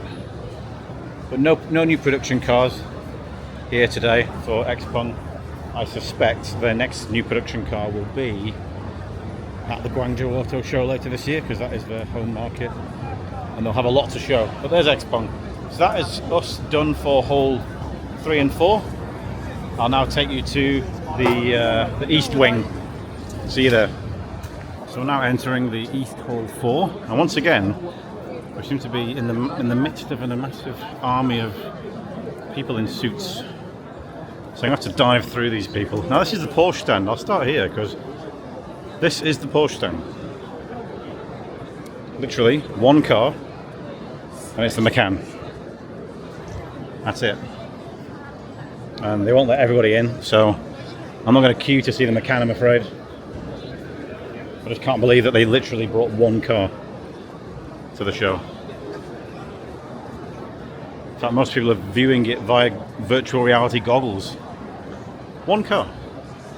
That's it. How do you come to a motor show with one car? Anyway, one brand that hasn't brought one car, certainly brought many more, is Hyundai. Now they've got the new Sonata. Is it the Celeste? Let me just double check the name on the back of the car. I think it's called the Celeste in China. Could be the Sonata. I'm not sure. It is the Sonata here. I think they used to call this the Celeste in China. And it's a surprisingly busy stand, this. Given that Hyundai are not that popular in China, this is a surprisingly busy stand. Let me just dive in here. Show you the interior of the new Hyundai Sonata. I'm not sure if this is new to anybody or not. Looks standard Hyundai fare in there. Now they have brought a few things. The Santa Fe, which is new for China, so we haven't seen this before over in China. Let's have a look around here at that. You've seen that before though, so that's not that exciting. Now they brought a Santa Fe concept, which is the XRT, so again, off-road style. And as I mentioned, this thing, doing these hard cables in the bonnet, is becoming very popular in China. I don't know why. This one even comes with mounts for a GoPro. Look at that. Interesting. And they have again brought the Ioniq 5 N. Well, the Ioniq 5 they brought last time. They brought the N this time, which is the one that's been test driven more recently. And while it is a fabulous car, they have given no indication that they're going to try and sell it in China. So it doesn't really make much sense. So they want to show it off, but they don't want to sell it. Or they want to gauge interest. That's a possibility. Maybe they didn't get enough last time. This amazing concept car we love. Now we can't get onto the Lotus stand, I don't think. Maybe they'll let us in actually. Where is the entrance? Let's see if they'll let us in. There might be a queue. So what you can see on the Lotus stand, by the way, over there, and perhaps I can zoom in a little bit. Oops, sorry, that's the wrong way.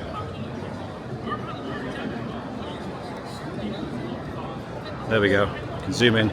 That's the Lotus Emea Blossom Edition. So Lotus at this show are showcasing their Lotus Chapman Bespoke. So you can basically have a Lotus how you want it. You can have mild customization. Maybe we can get on the stand. Hang on, let's just dive in here. Yeah, this guy's letting us in. So you can have a mild update, or you can get, things like this beautiful black and gold version over here. Or you can have more custom versions that will be limited runs, like this one, the Emea Blossom Edition, which comes with this funky pink to orange paintwork. So I can slide in the back of the camera to conclude. Don't want to interfere with this video. Basically the paintwork there goes from pink to orange, and in the dashboard they've got crystals from different markets. Or you can have a fully custom Lotus, like the 66 prototype, which I'll show you over at the back of the stand. I'm not sure if this is the first time this has been shown, but here it is. Clive Chapman, son of Colin Chapman, founder of Lotus, was here yesterday talking about this car. So he found these designs about 10 years ago in his dad's stuff and went to Lotus, asked if they could make it, and they said, yeah, let's do it. So they did. And that's a V8 sports car. They're going to make 10 editions of that, which will no doubt be incredibly expensive. Possibly more expensive than the Evija, which is this stunning car over here in the Lotus Fittipaldi paint job. That, by the way, in China is about 20 plus million RMB, so about £2 million. But it's got 2,000 horsepower, so it's kind of worth it. Next to Mercedes, they've got a few launches. They brought a few new things here to China. Again, they're struggling electric-wise in China. No one buys their cars, the electric ones, because they're too expensive. It looks like an updated version of the AMG GT, which is a stunning car. We like that. Their petrol cars are doing just fine, but their electric cars are tanking miserably. But of course, they have just launched the electric G-Class, and here it is. They're not calling it the EG, thankfully, but they seem to be showing a demonstration over here of the car going down a very steep ramp. Is someone driving this car down this ramp? I mean, that's pretty. Let me try and get a good shot around the back here. Is he driving it, or is he just having a look at it? There we go. So is he going to drive it? He seems to be uncomfortable there with his seatbelt on. Oh, he's getting out of the car now. Okay, so he's going to leave it there on the ramp. Pretty steep incline, but there you go. Shows that you can do it if you want an electric G-Class. Now in Beijing, there's absolutely tons of G-Classes. They are everywhere. Now Li Auto, they have got a new car. Let's see if I can find which one it is. Should be at the back over there. Not the easiest thing in the world to spot because they do, in all honesty, look exactly the same as each other. Of course, they got the Mega, which we've reviewed on the channel, so I won't go into details about that. It's the first fully electric car over there, fully electric MPV. I suggest you check out the review for that one. This is their L6. This is the L6, which is their new baby. Smallest car in the range and the most affordable. 249,000 RMB for the most basic one.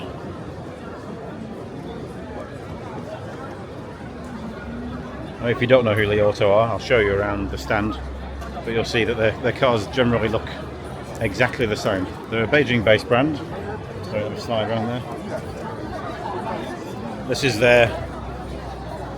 probably the L8, I think. Let me see if I can slide around the back. You'll just see all their cars look the same.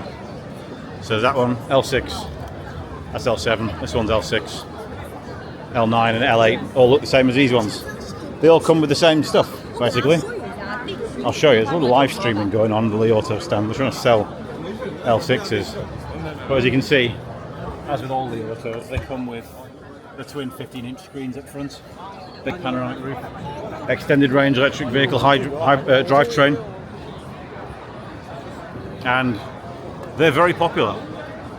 Many people want to buy a Li Auto. Many people do. So incredible. Now we've got Netta. We've driven the S and the GT. This is their new car, the Netta L. So this is kind of a mid-size SUV. I would say probably GLC sized, or possibly slightly smaller than that. But you'll see it's quite a fancy car. We've got, again, twin screens up at the front there. Netta really going up market. I mentioned last year how this brand, it's like live evolution. You can witness the evolution on an almost yearly basis with this brand. You can see them getting better and better, and this is their best car yet. We can get a good look now at this front seat. See, twin screens. I think you get 8295 chip in these. I'm not 100% certain. And in here you get a fridge as well, so you get a few drinks of Coke in there, and that opens both ways as well. Single wireless charger in there, nice little leg rest for the front passenger. Lovely car that, and it will no doubt be incredibly affordable, as most Nettas are. And it's not the worst looking thing in the world. It's fairly generic, I would say, nothing special looks wise. Certainly not as eye-catching as the S, which is this one over here. We've driven the S, so again I'll put the link for the S up in the top corner. This is the GT, looking a bit racy with a big spoiler on the back of it. We like the GT. This one looks a bit more special actually than the normal GT. The rear seat looks a little bit different in there, a bit more sculpted. So maybe they've updated the Netta GT. Interestingly, they're not showing the Netta U or the Netta V on their stand today, so they're not really keen on pushing their more affordable, very affordable stuff. So now we're at Beijing. and they have the ArcFox brand, which have this car called the Kowlar. This is a pretty unique car. It's made for ladies who've just given birth, basically. So it's got like curtains for breastfeeding. It's got soft. Well, I want to try and get a closer look at it, but there's so many people. We've got a contingent here of presumably important people wandering around, so I'll try and avoid that. I'll focus instead on this while I'm here. This is the Alpha S5. This thing is pretty rapid, actually. Fully electric car from ArcFox, their latest model, sorry. And you see, nice big screen in there. Decent looking interior, so I'll let this fella out here. It's hard to get a good view of this. Hang on, I'll dive out the way. The entourage is storming through. So I can't really give you the full lowdown. I will put all the specs of this car that we have on the bottom of the screen. One of these guys might be the boss of Beijing Auto. I don't know. Here's all the faces, so if you recognise any of those faces, you can leave us a comment below and tell us who they are, but someone's probably quite important over there. Might be government people. Now this is interesting, if I can get a decent look at this. This is the Stellato. So Huawei have as you know, they have AITO, they have Stellato, this is this one, and they have, who is the other one? I'm momentarily forgetting exactly who the third one is. Let me just get away from all these people. Okay, so this is the Stellato. This looks like an AITO in design. Oh, they have Luxeed, that's it, Luxeed. Luxeed is made with Chery, AITO is made with Ceres, and Stellato is made with Beijing Automotive.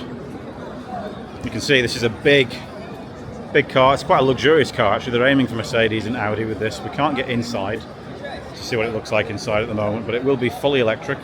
Of course, comes kitted out with all the Huawei stuff, interior stuff, motors, autonomous driving ability. But it very much looks like a saloon version of the AITO M9. Same kind of shaped lights at the front, just the next level in terms of premium. So it's called the HIMA, Huawei Mobility Alliance, Intelligent Mobility Alliance. This is the S5, which I'll try and get you a decent view of this time. Again, fully electric car. ArcFox sell pretty well in Beijing, but not so well elsewhere. They also have the AT5, which you can see here, or the Alpha T5, I should say. And they have the Alpha S over here. This is a full-on Huawei car. You'll see we've got 3 LiDAR units. There's 2 there, there's 1 on the back as well. Pretty weird shaped car, this one, but there you go. Let's see if we can dive into this. Can we have a look in this? Kowlar. Kowlar is basically the Chinese word for koala. I'm going in. Here we go, look, so there you go. You can see it is a car for mothers. We've got a baby seat in here. And that allows you to, I don't know, rotate the seat around maybe. I've pressed something there I shouldn't have pressed. So this is obviously for mothers. You can fold down the front seat over there. You can fold out a tray table. It's basically a car kitted out just for moms. It's a 4-seater. Fully a 4-seater. There's nothing behind.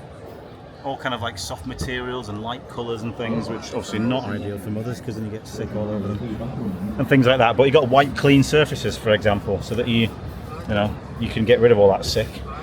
Blinds, so you can breastfeed in the back seat, things like that. It's quite a fascinating concept. A car designed primarily for people who've just had a baby. And there you go. So what else have we got on the Beijing stand?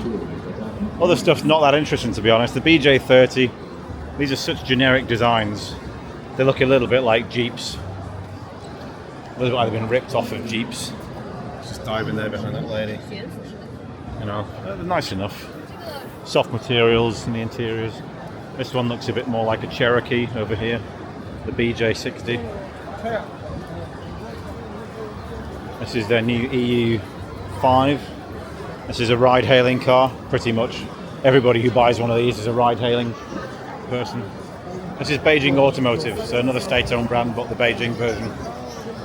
We also have the XS5-2 over here. Oh, look at this. Another right-hand drive car. So is the Beijing brand going abroad? Are they already abroad? Are they in your market and we don't know about it? Let us know if you have the answer. Very interesting though. That's the first time I've seen a Beijing car. I think this is called the Rubik's Cube, so maybe that's the foreign name, X55 too. But yeah, it looks like they're going to be selling that abroad. Very interesting, okay. You do learn new things at motor shows every now and then. And we've got this, the BJ40. It's their smallest SUV. Let's just dive around the front of it, give you a look at this. Looks kind of a bit like a FangChengBao, a bit like a Jeep Renegade. Had a drunken after-work party together. But yeah, I'll be honest, these don't really excite me that much. The Beijing brand cars are just, okay. And then, I mean, even this one up the back over here, you'll see this one is very much the BJ40 standard version. Very much a kind of a Jeep wannabe. Now let's head over to Smart. They've brought a concept car today. The hashtag 5. We can probably get just about near it. Let me just dive past this brush. So this is the hashtag 5 concept car. So they basically have got a new tagline, which is open your mind. Everyone's saying, why are Smart making such massive cars? Because of course we all know them and love them for that, the small 4.2.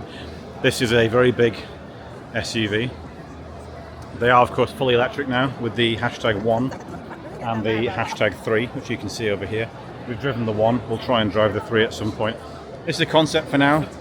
It's got an 800 volt architecture, can have batteries over 100 kilowatt hours, can have over 700 kilometers of range. It's got a projector up there in the light bar that can shine onto a screen and give you a 200-inch projector. It's got a winch and a step behind this bit down here. Inside it's got the AMD V2000 chip, which is apparently faster than the Snapdragon 8295 chip. Again, see this kind of cable thing from the top to the bottom.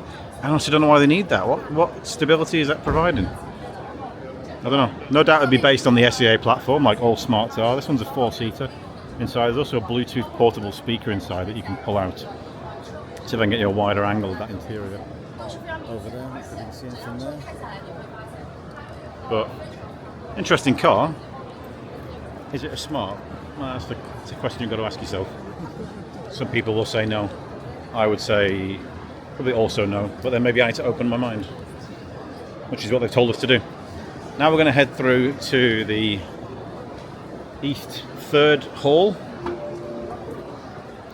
Let's see if we've got any fellas or any stands down here that we can pay attention to.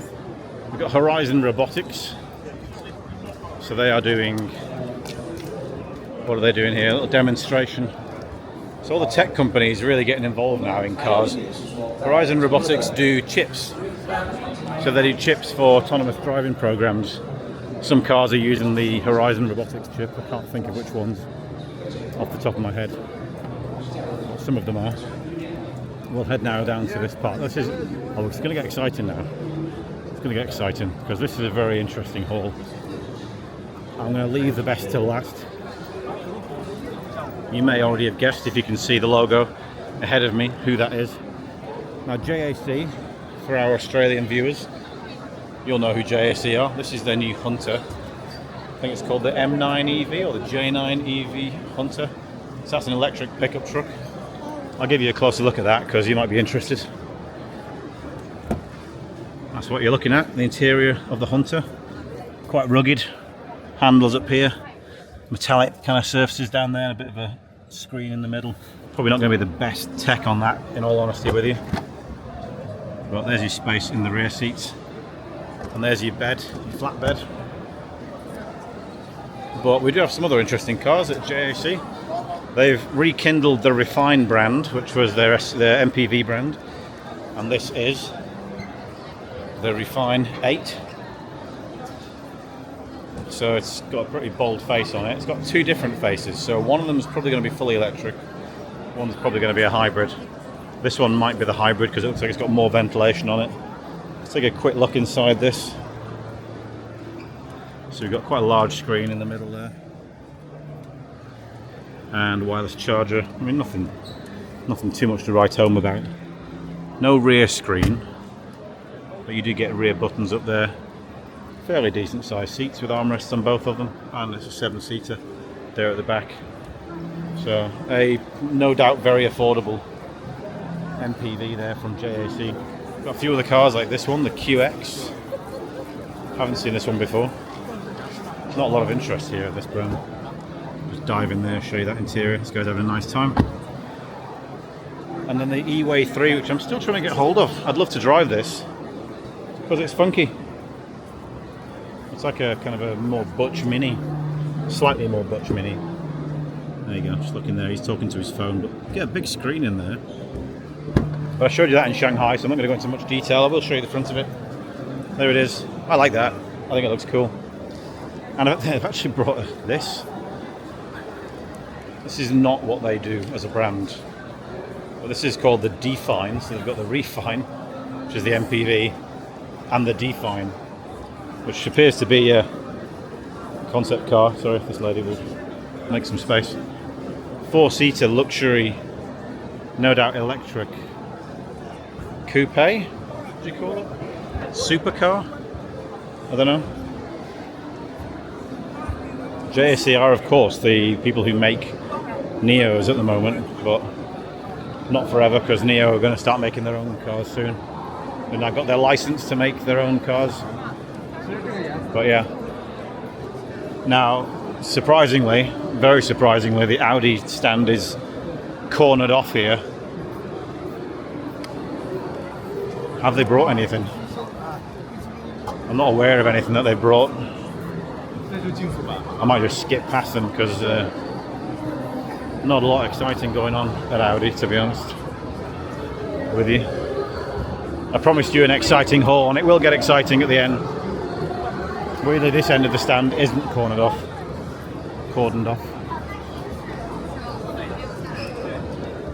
It's very hard to do these videos wandering in and out of people. Now here's a brand we didn't see last year. It is Polestones, not Polestar, Polestones. And they do a very Li Auto-esque SUV. Extended range electric vehicle. This guy's got all the seats splayed out here, so you can see how comfortable you can be in the back on those zero gravity seats, looking at the TV. Camera people to avoid all over the place. So I'll try and get you a look at the interior. Let's go for this one over here. Let's dive in there. Only one screen on the Polestones, you can see, but it is very Li Auto-esque in there. Lots of lovely soft touch surfaces. This brand has come from nowhere, basically, and they don't sell many of them yet. They're from a brand called Rox Motors, R-O-X. It's a good looking car. It's pretty handsome. Side loading rear boot, so it's kind of, I think it's intended to be a little bit more off-road than other brands. Now, it's going to get really loud now because we are at the Great Wall Motors stand over there, and you can see they're having a party. Here's the, we have another Buick stand. Why have we got another Buick stand? Okay, so they've got another MPV there. I like the wheels on this. They're quite cool. I'm surprised we've got another Buick stand. This is very interesting. They've split their stand over 2 stands. Okay, so I'm just going to wander through there. Let's get to Toyota. So these guys, this is interesting. So they've got a Sienna with a seat that pops out, so that's good for your disabilities and things. That's the first time I think I've ever seen one of those shown at an auto show. Sorry, it's the Granvia, not the Sienna. Looks very similar to the Sienna. This, of course, is the new Prado. I think we call it Land Cruiser in the West. They're showcasing that. This is probably the busiest I've seen a Toyota stand for a while in China. Prados are very popular, especially in the rural areas. It's that kind of old rich. Again, people like these. And I quite like that, to be honest. It's chunky, robust, a bit square. They do, of course, have some new electric cars here. We have the BZ3X, which is a fairly chunky off-road version of the BZ3. And we've got kind of a station wagon, a state version of the BZ3, which is the C over there. which looks ever so slightly coupe-ish. So we can get on the back of this one, give you another look at it. So here you go, here's the BZ3X. That's yeah,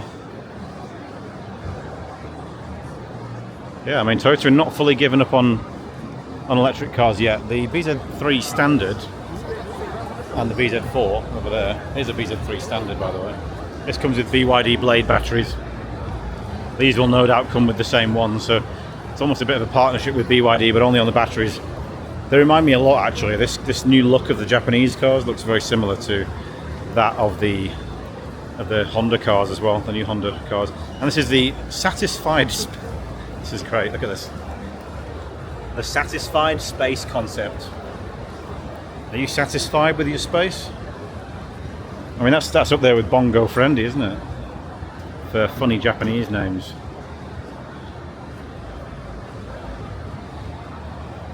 That's pretty attractive. It's not bad. But there's no interior on it, so it's just a showcase of nothing at the moment.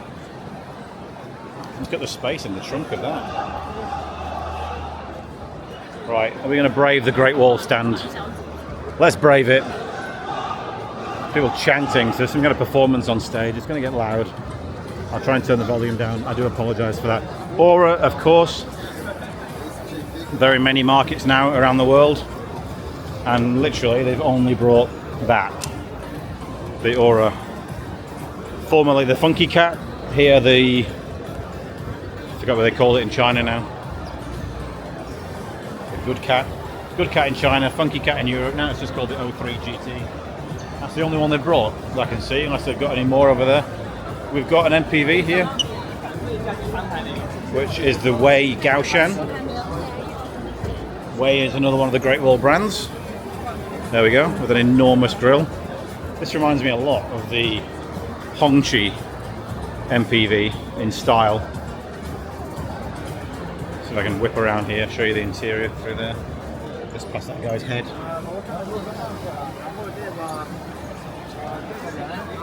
And they've got the Lanshan, which is a plug-in hybrid. This is the High 4 version. So it's hybrid, comes with 6 seats, it would appear. And there, can we get a look through the window? This guy's filming, but you can see there. Twin screens up front, very much the same as the Li Auto series. So they've got a few Lanshans. They've got over here a Tank 700. I really like the funky style of this one. I think it looks cool. Some people think it looks ugly, but I like this. I think this is mad. Just dive in there, get a look at that interior. We have a landscape style screen. Quilted leather here on the seats. Chunky handles. 5-seater, I believe. At the back, again, these low-down lights, very much G-Wagon-esque. You could be mistaken for thinking that was a G-Wagon, couldn't you? I tell a lie, they have brought another Aura. Here it is. This is what I believe is going to be called the 07. We call it the Lightning Cat. There's a review of this on our channel. There's a link up in the top corner for you now. And here's the standard 03. Thankfully, we seem to have avoided the music. Then we've got an off-roader from the Poa range, another Great Wall brand. So that big chunky, let's see if I can get past these camera people. 1 second. Everyone's just hovering around, doing nothing. Oop, that's a very wet floor. So here's the Poa pickup truck. Not sure what they call that, but I think that's also abroad in some markets like Australia. And then we've got, look, there's a lot of people on the Great Wall stand, it's crazy. Let's just ignore them and go over here. Let's check out this. This is not the easiest stand to get views of these cars, and I'll try and point the camera in the direction of them for a moment so you can actually see what we're looking at. There's just staff everywhere. This is the 400 High 4T, which looks quite robust. Quick look at the interior there. Big screen in there, nice red wine coloured interior. Chunky details, these are very Mercedes G-Class-esque as well. This is not the easiest stand to view at all, but the next one might be even harder. This is the H9 Haval, another Great Wall brand. People love brands in China. And brands love brands, and they make more brands. This looks like a new car. This is the H6. I think it's the updated Haval H6. So it looks a bit more stylish, but they're still not electric. Jesus, like it's like an obstacle course for humans. There's another pickup truck. Yeah, I'm probably going to leave Great Wall behind because there's some important people over here. Don't know who any of them are, but it might be the boss of Great Wall. I don't know. He's got a big enough entourage. Right, now let's see if we can get onto one of the most interesting stands of the show, which is the Hongqi stand. Now they just dived in under the fence there. I might do the same thing. No one's looking, so this might be the fastest way in. There we go. Let's do it that way. So here we have, of course, the H9, but let's get to the interesting new stuff on the Hongqi stand. Because they go in electric, don't you know? Hongqi New Energy. And they're bringing new stuff to the market. You don't see many electric Hongqis, you don't see many Hongqis at all, but they're absolutely loaded. So here's the EHS3. 7, sorry, I don't know why I said 3. Let's take a quick look around the front of this. Pretty neat looking cars. Not the most dynamic. It looks got a little LiDAR unit down there, maybe, it looks like. This lady will let me look inside the car. So, fairly small screen in there, not the largest screen in the world. A little tiny one behind the wheel here and a big heads-up display. Big funky dome thing in the middle there. That might be your drive selector or an interestingly positioned speaker. Hello, okay, thank you. Sorry, people trying to help out. There we go. But it's very nice. She asked me in English, which I appreciate. So that's the EHS7. This is the E009 concept, which is just placed here like an ordinary car. Now, because it's a concept, you can't get inside, but you can see a much bigger screen in that one. If we come around the front, you'll see it does retain the new Hongqi New Energy family face. Here's the E007, yes, so another James Bond name going on there. This one, is it a concept as well? Just running through here. Very simple interior. I mean, that is incredibly simple. Just one screen in the middle, much like a Tesla. A lot of space in the back though. Look at the legroom in there. Crazy. Let's go on the back of it. Is this a concept? It is. This is the E007 concept. And then, here we go, look at this. Also a concept, I think, but they seem to be going for it. EH7. So they've made a convertible electric car. What do you think of that? You like that? I think, honestly, that's pretty cool, actually. So, how cool is that? That's a 4-seater convertible, like an E-Class coupe, E-Class Cabriolet or a C-Class Cabriolet. Big screens inside. I hope they make that. I hope the Hongqi can be the brand that makes electric cars even cooler in China. Because wouldn't that be fun? Sorry.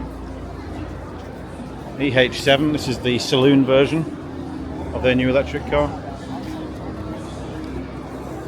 Dive out a little camera in there, see? There's the screen at the back. Lovely swoopy interior. Nice Hongqi details. Now over here we've got a VIP section. And I'm not sure if we can get in the VIP section. I'm going to give it a go. Let's see. So we've got to go around the other side to get in there. Oh, there's one more car I've missed. Hang on. This looks like an electric version of the H9 flagship car. Although they have a few flagships, but look at that. That is ace. I mean, seriously, they just keep turning up to these motor shows and just smashing it out of the park. And if you knew how few Hongqis you see out on the road, you would be surprised, as I am, how they have so many. Now, is there a queue to get in here? I think there's a queue.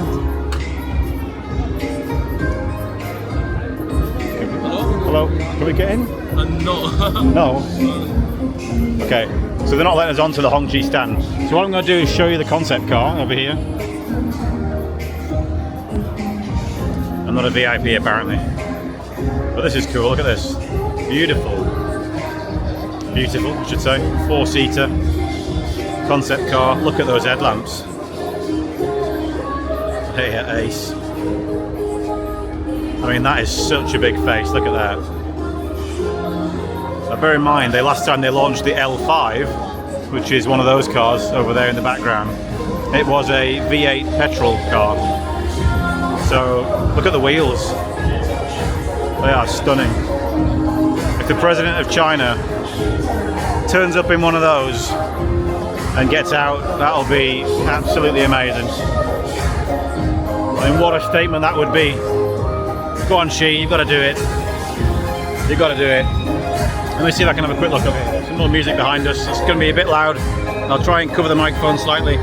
This is the new S1, I believe. This is the new flagship sedan, but this is a petrol car, I believe. They kind of showed this in the Shanghai Auto Show. Looks very cool. I mean, Hongqi are just effortlessly cool, honestly. Here's the back end of that funky car, you can see, look. Ah, it's wonderful. Hongqi doing really, really well. Right, let's head down to our final hall of the show, which is the East second hall. I'll see you there. So, you rejoin us entering Hall E2. And we just walked past Xiaomi CEO Lei Jun, who is just getting absolutely everywhere. He's got the most enormous entourage following him. It's insane. I missed it though. Anyway, Wrong Way. I mentioned this brand earlier. It does say Roe on there. The pronunciation in Chinese is Wrong Way, which is a kind of an ironic little twist, that, isn't it? They've got a new electric car here, which is this, the D5 XDMH, which suggests to me actually it's a hybrid with 135 kilometers of electric range and a 1.5 litre engine, according to the details down there on the bottom. So they do hybrids and they do electric cars. Mostly their electric cars end up getting used to be ride-hailing cars. And are they showing any of the electric cars here today? See if we can find one. They've got some MPVs, got some. They're basically at the bottom of the. Got a hiccup, sorry. Bottom of the SAIC tree. We've got 2 hiccups. This is their new car, which is the D7. I actually had one of these pick me up last night in a taxi, as a taxi. So this one is an electric car. They have a hybrid version too. There's your interior. Pair of screens up top there. Kind of quite stylish, quilted seats. Looks quite lovely actually. It's not bad. Not bad. Metal grates on your speakers down here. And pretty decent room in the back as well. It's not a bad back end in there. But yeah, they're not the most exciting brand in the world, I'll be honest with you. Wrong Way. But that's probably the best looking car so far, the D7. That's the hybrid version over there. Now we're on to Maxus, and they've brought their new van. They're calling it V1 here, which they've kitted out in gold wrap. Very, very badly done gold wrap, but they brought it anyway. That's a funky looking van. It looks like a Wuling YangWang that had a really large buffet. Very interesting interior actually, look at this. A lot of plastic, but very chunky and high up and quite cool. 3 seats across the front. We don't have a door on this side. I think need to go on the other side. This is the minibus version. I'll have a quick look around the back. There you go, bit of space in there with a wooden floor. They've also got MPVs as well, Maxus. This seems to be a new one perhaps, the Maxus Mifa 7. They call it the Daja 7. The big family 7. And this guy's taken over it, he's camping out inside it. You see MPV style in there, let's just dive the camera around the front. There's your big dashboard with a screen all the way across, and cameras for mirrors. There's your screen, there's your camera. Side here. So that might be a concept, but it looks pretty production ready. To be honest with you, interesting robotic face looking car. Now back over here again, we've got YangWang, who have finally launched on the Chinese market. They've got a few dealerships around.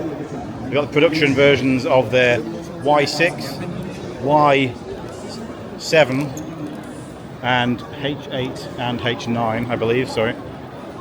This is the Y7, which is quite a mad looking car with that orange, and you even get an orange interior on this, which is insane. See if we can drive around, we'll walk around the other side, look inside. Oh, this little fella's diving in now as well. Is he going to put the door down? Let's have a quick look over there. Look at the big Tesla style screen inside there, bright orange trim all over the place. They are electric doors on this, and they come with these sort of funky things on the side here where you can change your ventilation and seat controls in the door there. Quite a lot of space in the back. They certainly smell better than they did last year. It smelled very chemically last year. Now the H9 looks like it's been updated slightly. We've got a new light bar across the front here. I mean, they're pretty luxurious. They come from basically a truck brand called Dayun, who made a small car brand, also called Dayun. And then now they've launched this luxury brand, YangWang. Sorry, YangWang. Sorry, YangWang's the BYD brand. And yeah, there's a lot of tech on there. You can see like there's a infrared camera looking at people in front of the car there. This one is a 6-seater, as you can see in the back. We've got 2 seats there. Nice sort of luxurious seats here with armrests.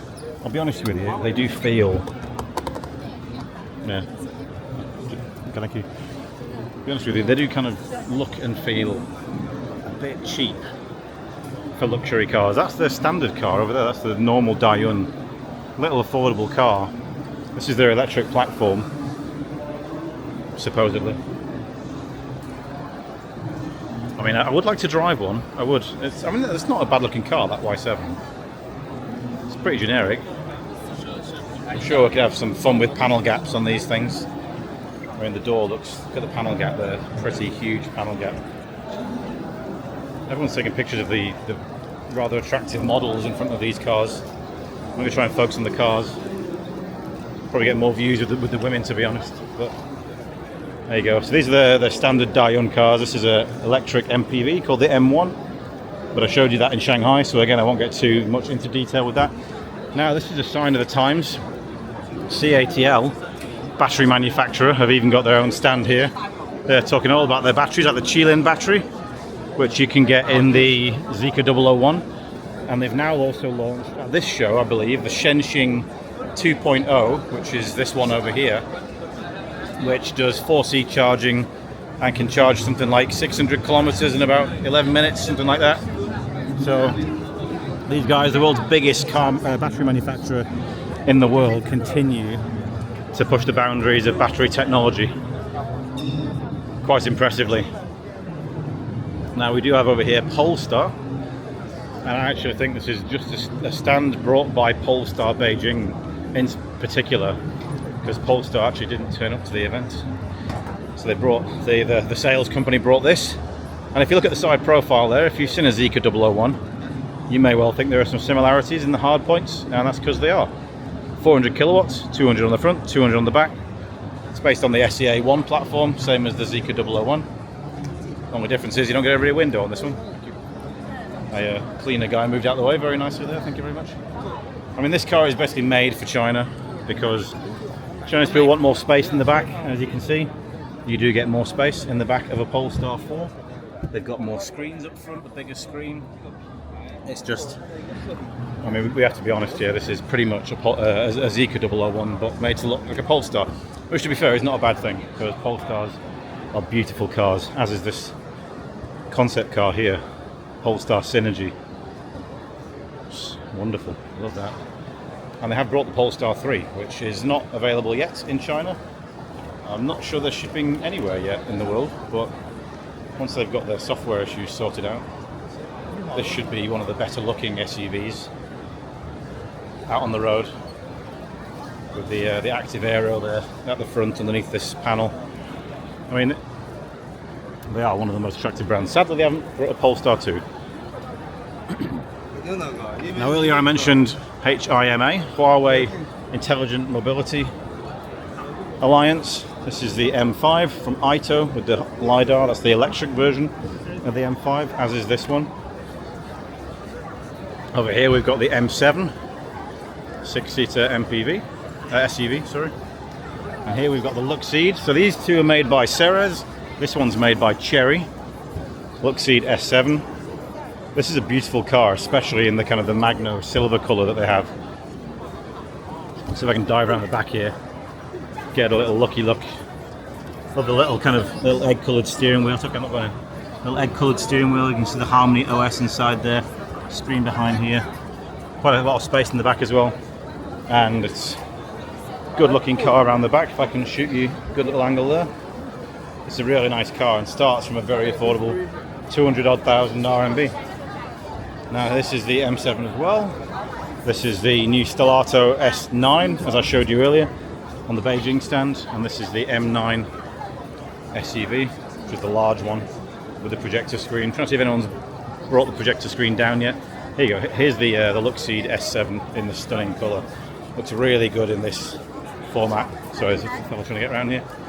Let's see if I can show you. This one's got kind of aerodynamics on the bottom of it. Let's have a look. There we go. That looks nice, doesn't it?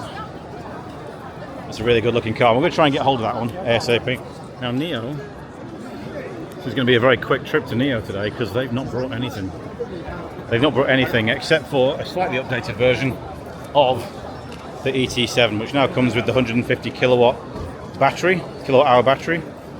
It also comes with some new features in the back, which I can dip in here. You can see there we've got screens now on the back of the rear seats. It's got updated, they got the urban autonomous driving now, I think it's called NOP.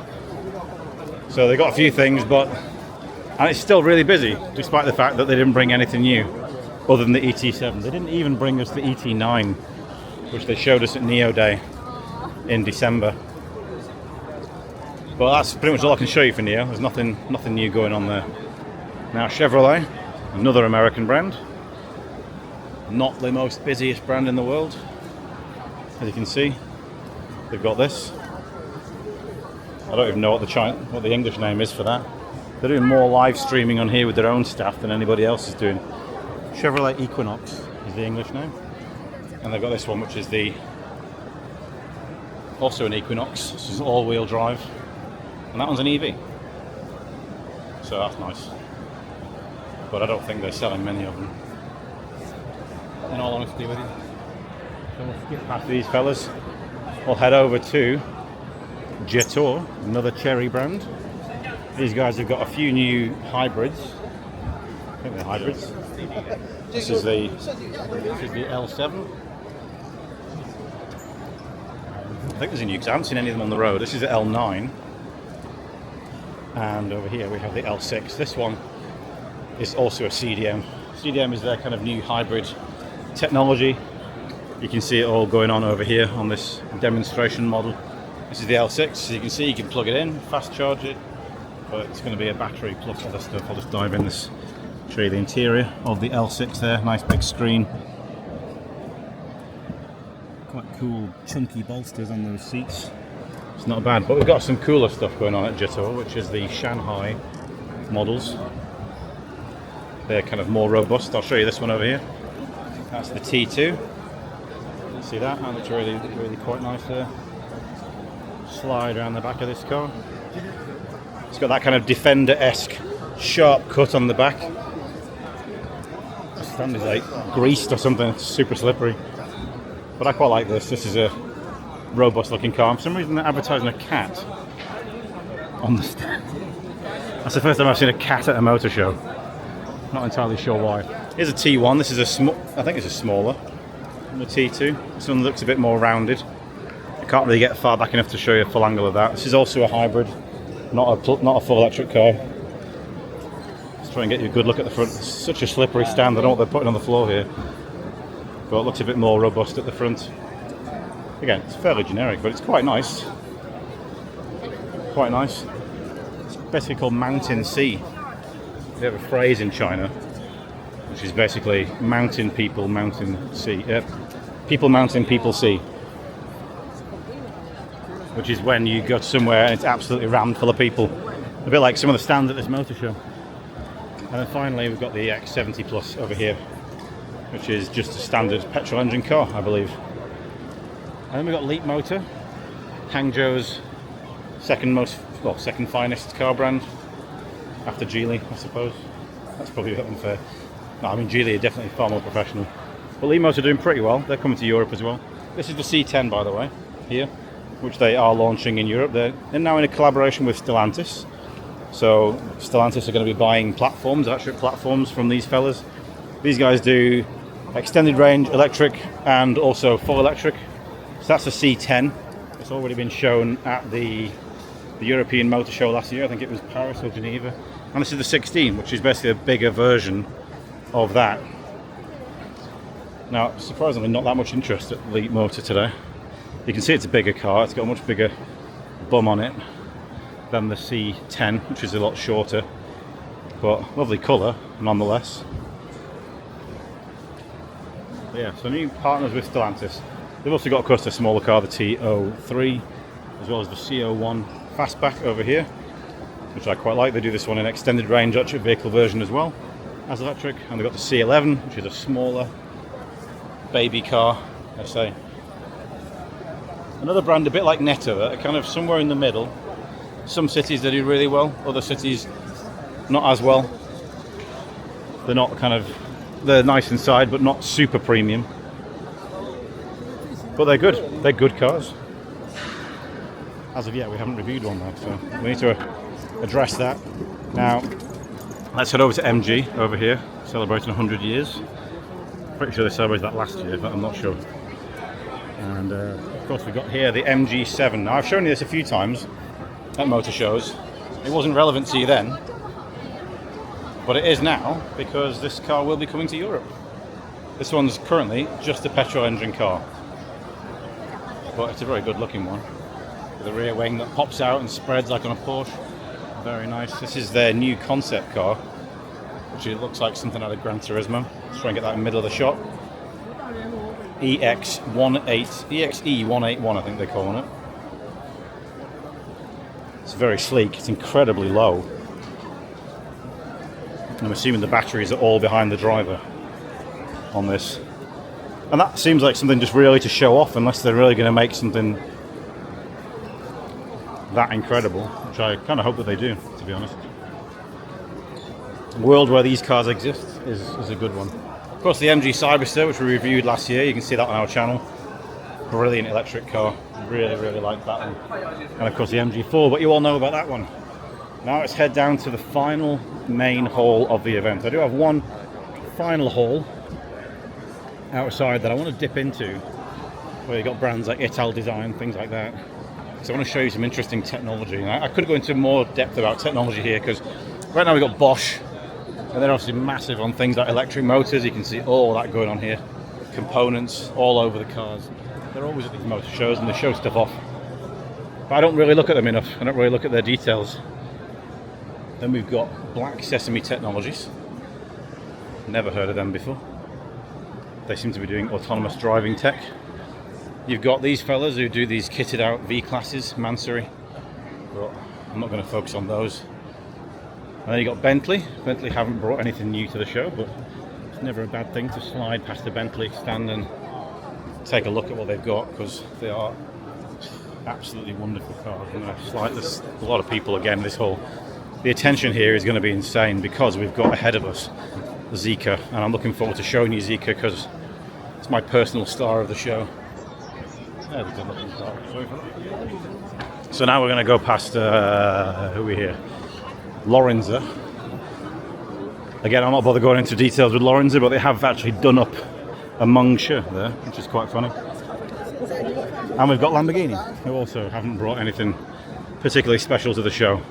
Now this show, by the way, is a lot more compact than Shanghai, which is one of the benefits of it.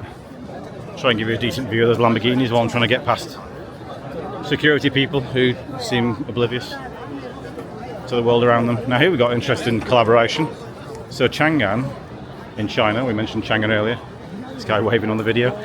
The Changan that we mentioned earlier are Mazda's production partner in China, and Mazda looked like they were getting ready to die in China. If I'm totally honest with you, I did not think they were going to be hanging around, but it would appear that that's changed because Changan have the Deepal SO3, which I might be able to show you somewhere across the path from here, and they've now built this Mazda EZ6 on the Changan Deepal SO3 platform. That's not the name of the platform, that's the name of the car, but you see it's not a bad looking car, this, is it?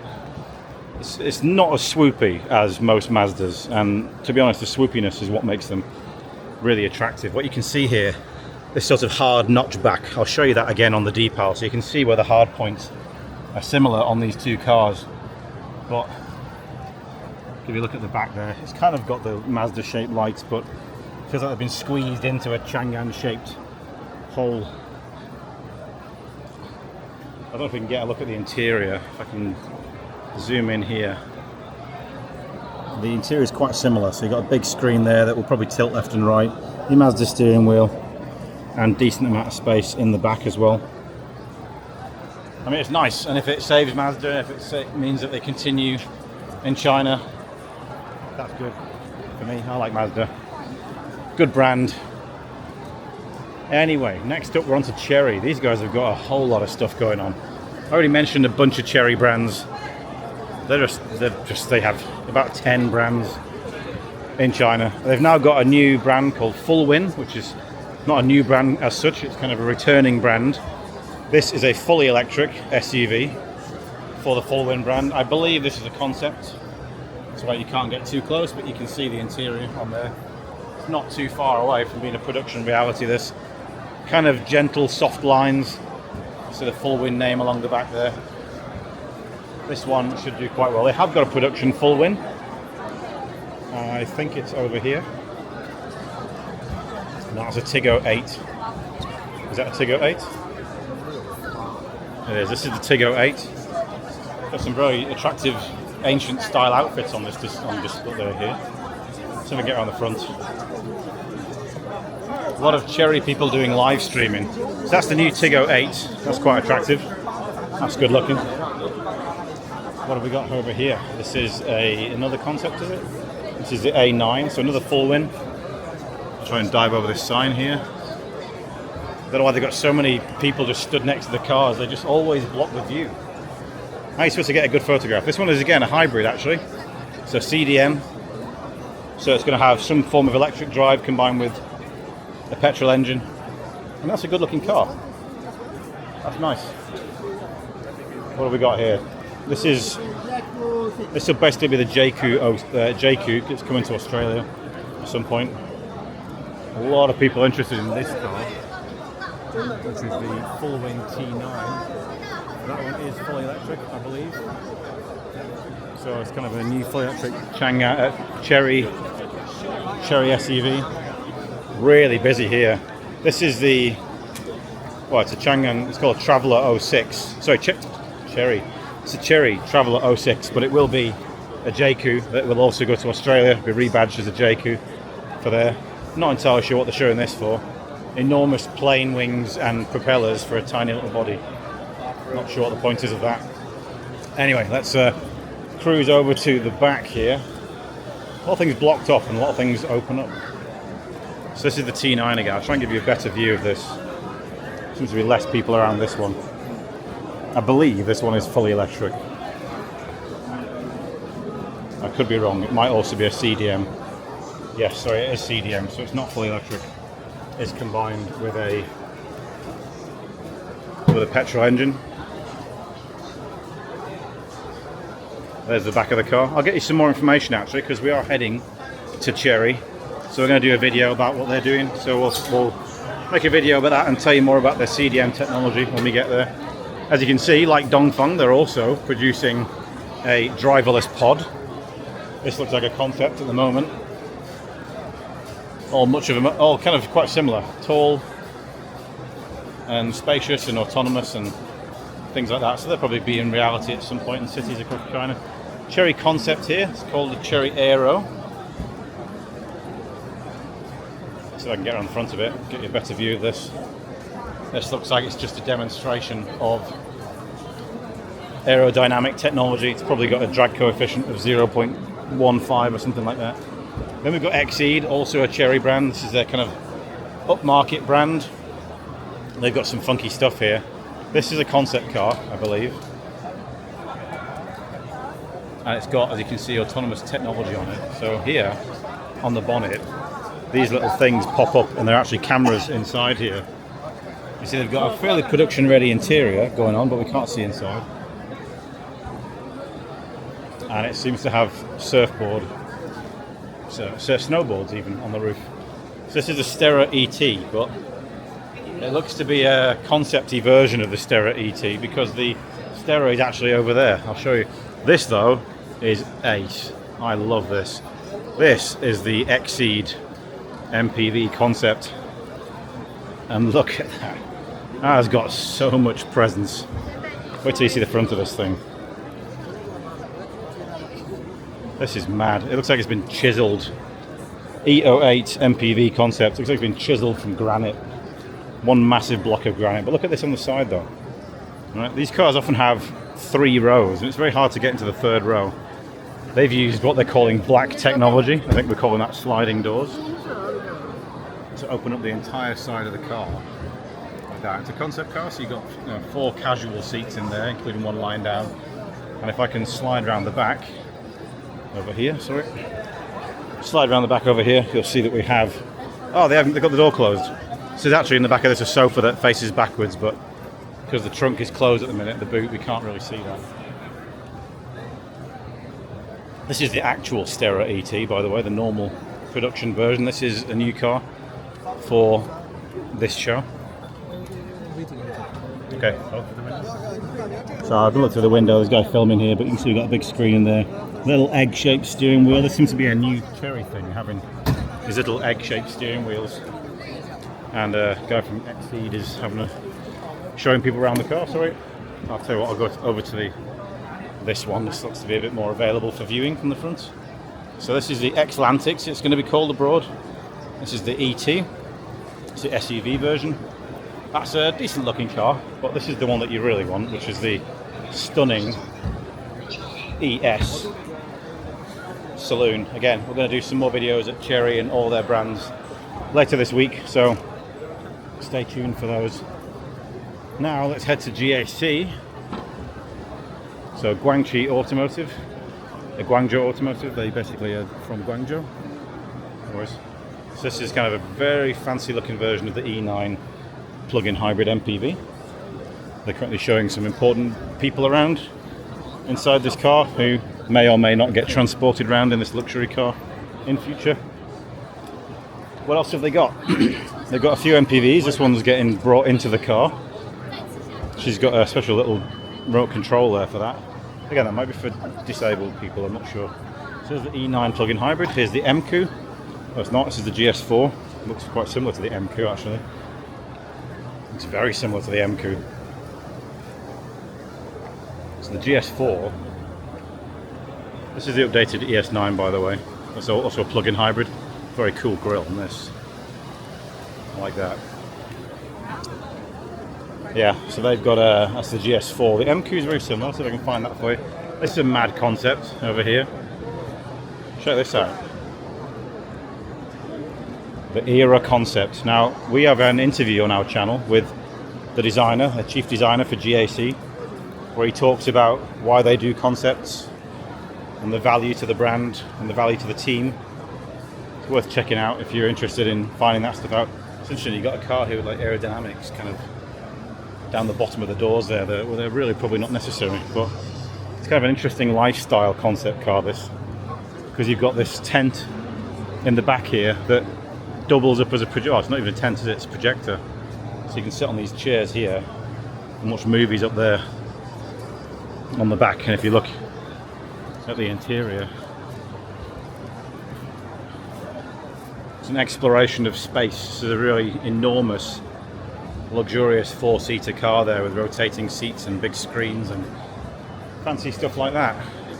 They're certainly one of the more wild brands in terms of designs and things like that, which I appreciate them for. We've got a review of that as well, by the way, the GS8 on our channel. You can check that one out. That is available as a hybrid. We've got a few MPVs, and we head over to ION, which is their kind of mainstream electric brand. This is the Y Plus. It's the updated version of the one we drove on our channel. A little bit longer and more range, but they've updated the V now, the ION V. So if I can get around the back here.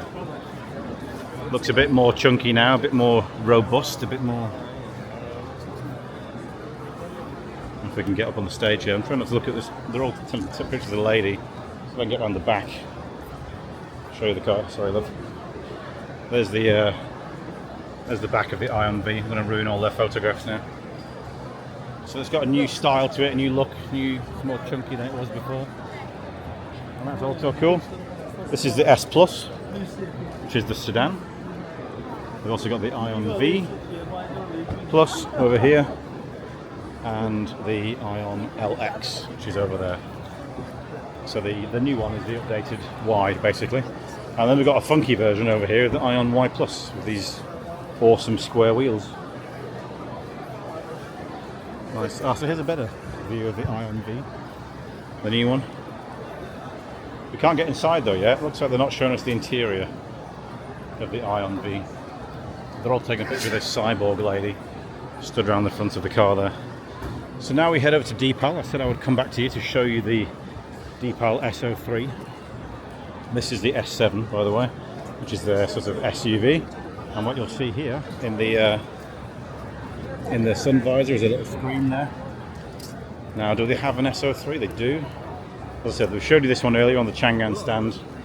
This is the G318. It's a bit of a more chunky SUV. And then here, if I show you the rear end, this is the SO3. See this high edge?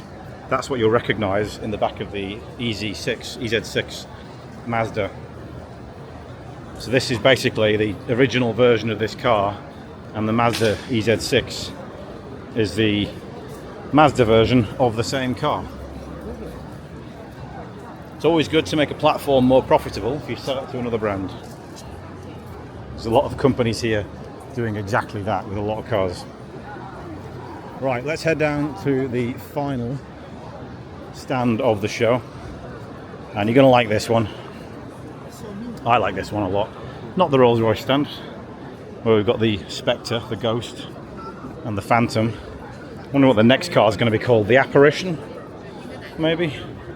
I don't know. Oh, actually, look, Zeekr stand has been cordoned off. Oh no, no! Why have they cordoned it off? Partially, I'll tell you why. Because they've got their designer Stefan Seelaf up on the stage. You can see him over there. This tall fella behind the Zeekr X, who's showing us the Zeekr X. But I'm going to have to take you to the car that I want to show you then, because they're not letting us on, which is frustrating. Right at the end of the video, we just get everyone taken off the Zeekr stand. But today, or yesterday I should say, they launched the Mix. I'll take you a bit to the Mix. The Mix I can show you over here. I'll tell you a bit more about it. This is my personal favourite. If you're a fan of the Renault Scenic, which I am, the original one, you will like this. This is the Zeekr Mix. 4.7 metres long with a 3 metre wheelbase. What happens is these two doors here are sliding doors. They open forwards and backwards on the car, leaving you a 1.5 metre gap in the middle. There's no B-pillar on either side of the car. The B-pillar has been replaced by submarine metal that's built into the edges of the doors here to make it strong enough, and actually stronger than a normal B-pillar on its own. It has the suspension and the damper separated, which allows you to turn these front wheels by 50 degrees and give you a sub 5 metre turning circle, which will be an absolute joy to use around town. It's based on the new SEA M platform, so you've heard of SEA, we've told you about that one before. SEA M is the mobility version of that platform. I'll take you around the back. It's the mobility version of that platform, so I can slide behind this lady's camera here. And so they have a robo-taxi with Waymo, Google's robo-taxi company, and that's on the SEAM platform. This is also on SEAM. So inside you have something like 6.3 square meters of space. It's wide enough to have 3 seats in the front, 3 seats in the back. You can move the back seats all the way back and the front seats all the way forwards. Have empty space in the middle for your kids to play in, or you can turn the front seats all the way around, point them backwards, use the center console, fold out a folding table inside and sit and have a picnic in your car with your family. It's absolutely fascinating. It's such a practical and usable car. The rails for the front seats are the same as those on the back. I'll try and get you some extra B-roll for this to show you. I think we've got some from yesterday. I'll overlay that over the top if I have it. But it's brilliant. I love it. It looks like a pod. As I said, 4.7 meters, 3 meter wheelbase, which is the longest use of a wheelbase. 80% of the interior space is usable, which is up from about 70% for most normal electric cars. And yeah, it's just brilliant. I love it. I absolutely love it. Now, I'm going to take you to one more thing today. Sorry, this lady's doing a live stream and stood right in front of a shop. I'm going to take you to one more stand because I want to show you some technology to finish off the show, and then we'll finish over there. So back in a minute. Okay, now we are here in one of the outer halls, and the final thing I want to show you is something from a UK company called FD0. So this is an Ital design concept. Ital design, of course, one of the Italian design houses. This is very interesting looking car. And I wonder if they can actually let us get close enough to show you this technology. Because the company involved in this car, I'm going to try and show you through the screen, through the window. So if you can see down here on the dashboard, you got basically toggles and buttons. Maybe I can get someone to talk about this. Hang on a second. Okay, so here we go. We have managed to get into the car now. And I want to show you these buttons here. You see on the middle here. These are kind of built in to the rubber, and actually you can slide, change the darkness of the light up there by moving your hand across these buttons here. So you can turn them on, turn them off. And you've got the kind of toggles like this, where you can change the volume with this maneuverable button inside here. And apparently, this technology is, you can even do it on the dashboard here with kind of things you can touch, like on the screen. Sometimes you get these in kind of McDonald's. Well, these ones don't seem to be working at the moment. But anyway, these buttons down here, this is from a UK company called FD0. We're going to be going taking a look at their technology, because essentially all these buttons are able to work without using, you know, miles and miles of cables, and they can kind of use pressure sensitivity and things. They're basically like maneuverable buttons that can really change the way that you look at the interior of your car. Obviously, a lot of people these days are getting a bit upset at the fact that we have everything touchscreen, and that you can't do everything with buttons anymore. And the car companies, they don't want to build buttons because they're mechanical, they're difficult. Whereas these don't have any such issues. With these, you can actually just press them on here, and they're kind of haptic. And in this case, you can see this one actually moves. You can change the volume up and down. So there's some really interesting technology that we're going to be taking a look at in the future on the channel. So yeah, that's just one last thing I wanted to show you with the Ital design concept, which is called the Quintessenza, which is a beautiful name. I believe that means quintessential in Italian. But there it is. Anyway, so that is it for the Beijing Auto Show 2024. Thank you so much for staying with us if you've made it this far, for watching us.